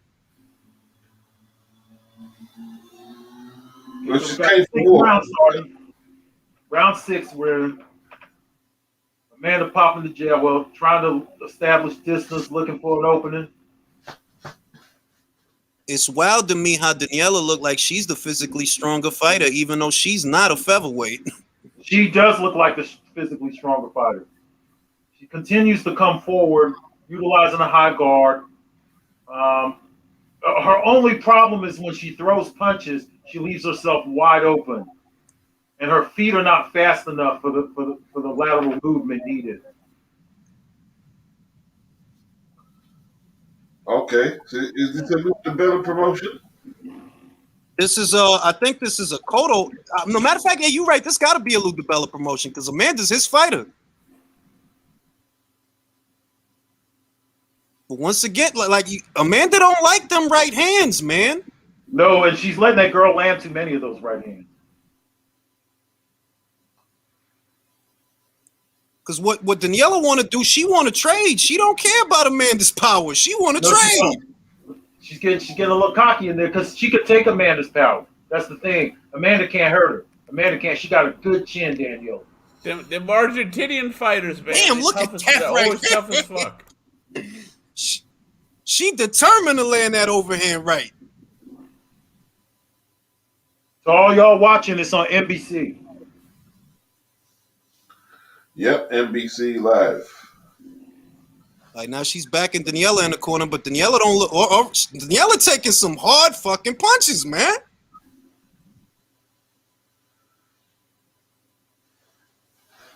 She is trying to chop the tree down. She's working so hard. It's gonna be a hard fight to score, man. What do you have? I mean, look, it's in Puerto Rico, so use your imagination, bro. Amanda from Puerto Rico, and it's in Puerto Rico. So what do you think, bro? Amanda. Let's just be honest with ourselves, bro. This is boxing. This is boxing, and we know how it go. I gotta give Serrano credit for one thing, Julius, and that's the fact. And this goes back to what we were talking about earlier, but how the men have kind of given the women a foothold. Mm-hmm. Most men boxers would not have even given you the time of day after the things you know what I mean. Mm-hmm. Without getting too deep into it, the things you had said, and she was like, not just willing but eager to talk to you and give her side of the thing. And I'm glad she did that, and I get that, but I think Amanda low key is mad at me too. I know Clarissa is, and Amanda might be as well. But but you get my point. Like if you say the same things about Errol Spence, you ain't never gonna talk to him ever. That's true. Me? That's true. what I'm trying to say. That's true. But man, but just keep being yourself, bro. Because if you don't, then you kind of falling into that, into that little thing that everyone else is doing. It's like just be yourself, man.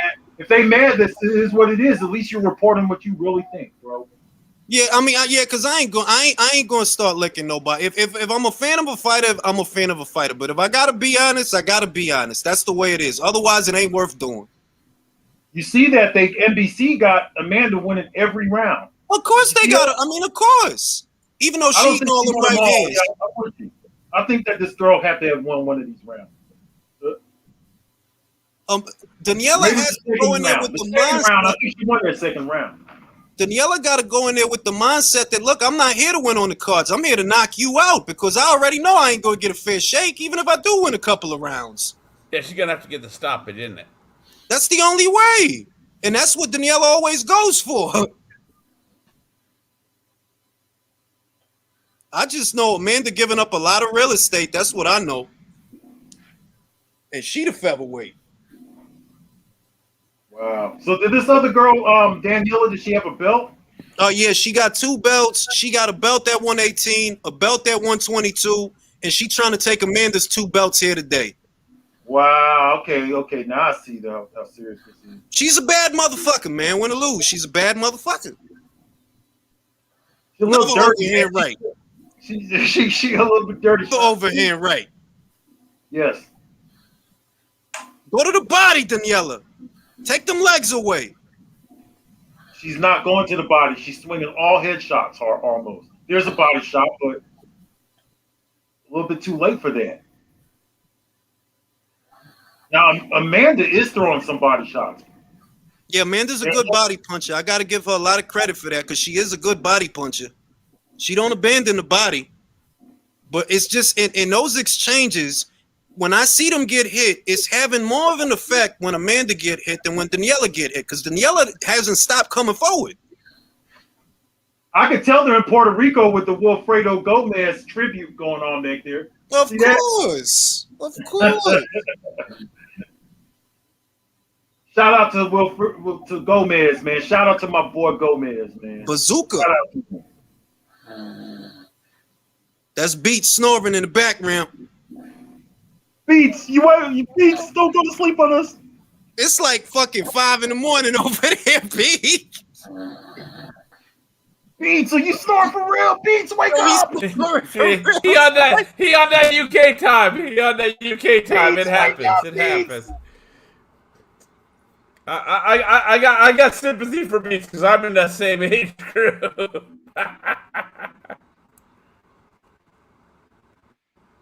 Man, they got to figure something out, man. She got to figure something out. Got to. Daniela not going nowhere, and there's still 3 rounds left in this fight. And she keep coming forward, Daniela, man. She keep coming forward. That says something about. I mean, at the same time, I don't know if I should look at it as a negative or a positive because Daniela is a great fighter, but she's not a featherweight. So She ain't a featherweight, and she coming forward on you, man. So I don't know, dog. She's not moving as aggressively. Well, she wasn't at first. See, the thing is, they only got 2 minutes, so she needs to keep that pressure on her every second because it's only a 2-minute round. Now she's switching. Okay, now Serrano looks like she's backing her up finally. Yeah, now she is. She just landed a nice straight left hand, but Daniela ain't stopped coming forward. No. Not an easy fight, that's for sure. I think Serrano's winning, but not an easy fight by any means. Yeah, she's winning. She's winning. Amanda's winning for what it's worth. She's showing the cleaner work, but she's getting touched, man. Like she's earning these rounds. She is. Oh, yeah, look at all the ice they're putting on her. Look at all the ice they're putting on her, Julia. Yeah, she got a mouse. She got a mouse under both eyes. Yeah. You look like she swells up one of those fighters. This is what I'm telling you, bud. The girls get down. At least the girls get down. We don't gotta wait around. With the high cheekbones, they swell up really bad. High cheekbone fighters. Well, the other thing is Amanda's not used to getting hit. That's the other. Like she don't be getting hit like that because usually the fights end quick. Daniela making her work for them rounds. This girl Daniela has a stiff chin, man. Yeah, she got a stiff chin. I said it yesterday. Them Argentinian fighters is stubborn as shit. They are stubborn as shit. Historically stubborn, man. Going way. She went a little low just a second though. She hit her with a pussy shot. She did hit her with a good pussy shot. Now you hit her with a pussy shot, that might be it. You know? Oh shit! Well, this is a good fight, man. It's a good fight. That's what I wanted. I just wanted a good fight, man. That's it. It's a good fight, bro. It is. Yeah, Bermudez, I think, starting to wear down a little bit. Yeah, she is. She's getting touched up. But my goodness, she's got a chin to take that power. Yeah. She's not moving quite as aggressively. And her only problem, Daniela, is that she leaves herself too open. Like she needs to tighten up in her high guard when coming in. She don't keep those hands high enough. That left. She don't keep her hands high enough, and she don't stay off the line. She got a hell of a chin. She comes in square on. See, she's coming in square on now, Julius. She's getting hit with that straight left now. You must be a little bit behind us, Mr. Dow. Yeah, I think I am. Yeah, because I'm coming up on round 9 right now. Yeah, I got 40 seconds left. I got 40 seconds left in mine. Round 8. Okay, so you're about a few minutes behind. 4 minutes behind. Daniela gonna need a miracle because the judges ain't gonna do no goddamn favors. She's gonna have to pull it out in this. She's gonna have to put. She needs to put everything she can into this last 4 minutes. It's only 4 minutes. You got to do everything you can now because you're losing the fight. Drop Amanda, God damn it! She needs to press her. She's not pressing her. These are only 2-minute rounds. Yeah, so she must respect Amanda's power too. Amanda must have hit her with some good stuff. Yeah, she's out of gas. She's out of gas. She's out of gas. Look at her. She's tired, man. She's arm punching. Arm punching. She's trying to slip. She's trying to slip and slide her way in, but her feet too slow. Yep. Amanda got a pep in her step. She hit her second win. Yeah. Amanda's that straight left. Daniela's just not putting the pressure on like she should. Yeah, she's not. She's tired. She's gassed. She's still taking the punches. She could take the punches, but she ain't got the legs for this. Ooh. Marcy D, this is on NBC Live. Damn, she scored a knockdown. She scored a knockdown. Damn, I looked at the comment section, I missed it. What she hit her with? Oh shit. Body shot. Was a pussy shot. No, it's over. Oh, she hit her with that pussy shot. Damn it! I was about to say the stoppage was coming, but it was the Puerto Rican pussy shot. Oh, that's what that was. That's the pussy shot in Puerto Rico. A little bit of Benitez, a little bit of Gomez. All pussy right in the vag. Right in the vag. Yeah. First time Daniela's ever been stopped. She took Daniela out, man. Yeah. A two-time championship, right? Yeah. Puerto Rican pussy shot. That's what I agree with Julie. It's not bad. She's not bad looking, but I like Estrada better. Estrada's my girl. Oh, Sinicia, yeah, it's all about. Daniela ain't got nothing to be ashamed of. Daniela ain't got nothing to be ashamed of. Me and Blood gonna fight over Sinicia. Me and Blood gonna fight over Sinicia. Nah, you can't have her, bro. You can have your girl is Daniela. Oh yeah. She's gonna need some love from you tonight, bro. Daniela gonna need you tonight.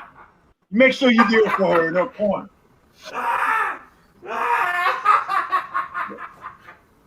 Ooh, that was a good shot, boy. That was a good shot. That was a tight little body shot right there, man. Hey, I give her credit. That's a good. She was put under pressure. You know, probably a tougher fight than she expected. Wouldn't you say, Julie? Yeah. I mean, I think it was a lot tougher, but than she expected. I gotta give her credit for that stoppage. There it is. Gonna go to a decision. Boom. Yep. She landed two of them. Yep. God damn, she folded her up like a beach chair, man. Yeah, folded it right up, bro. And she spit her mouthpiece out too. So you know her win was totally gone. I'll tell you what, man. That is the patented Puerto Rican pussy shot, as we call it, the pastelito. Right. She did it right in the pastelito. That's exactly what it was. Hey, Daniela, Daniela, give her credit. Gotta give her credit. Daniela needs some love tonight. I'm here. I help it out now. You know, I got her. I got you, Daniela. Come on over.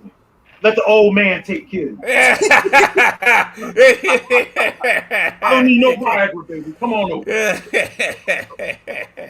Make that hurt and stop on you real quick. I'm like, good for Amanda, man. Real good for me. And they got people there too. It's not thousands of people, but there's people there. I'm glad, man. Real glad. Yeah. I heard that Canelo fight is going to be full capacity, man. 21,000 tickets in a day or something. I guarantee you, Canelo will sell every fucking ticket they allow him to sell. For what that, and again, I am no fucking fan. Everybody here knows I am no fan of fucking cannoli, but it is what it is. Yeah, he's gonna sell that shit out, man. He's gonna sell that shit out. Right now, he's the man, bro. It's just that simple. Yep. Yeah. At minimum, he's the man in North American boxing, I would say, or this side of the Atlantic, even you might say. Exactly. Yeah. Well, you know, England got big things going on right now. And I ain't mad at him. I ain't mad at him. Heavyweights. They got the heavyweights, bro. That's the biggest prize in all the sports in my day. I ain't mad at him because at the end of the day, we had plenty of good fighters, and it's just their turn. It's their turn now. It's their turn to do their thing. That's all. Oh man, you know what? I on replay in slow motion, those are actually really good. Those were good body shots. Those were actually good body shots. Very good body shots. Man, the thing is, it goes around and it comes around. Like, you know, eventually there's going to be challenges. Listen, don't be shocked if, like, an outside country eventually, like, whoa, starts taking over heavyweight, cruiser, and everything, man. Don't be shocked.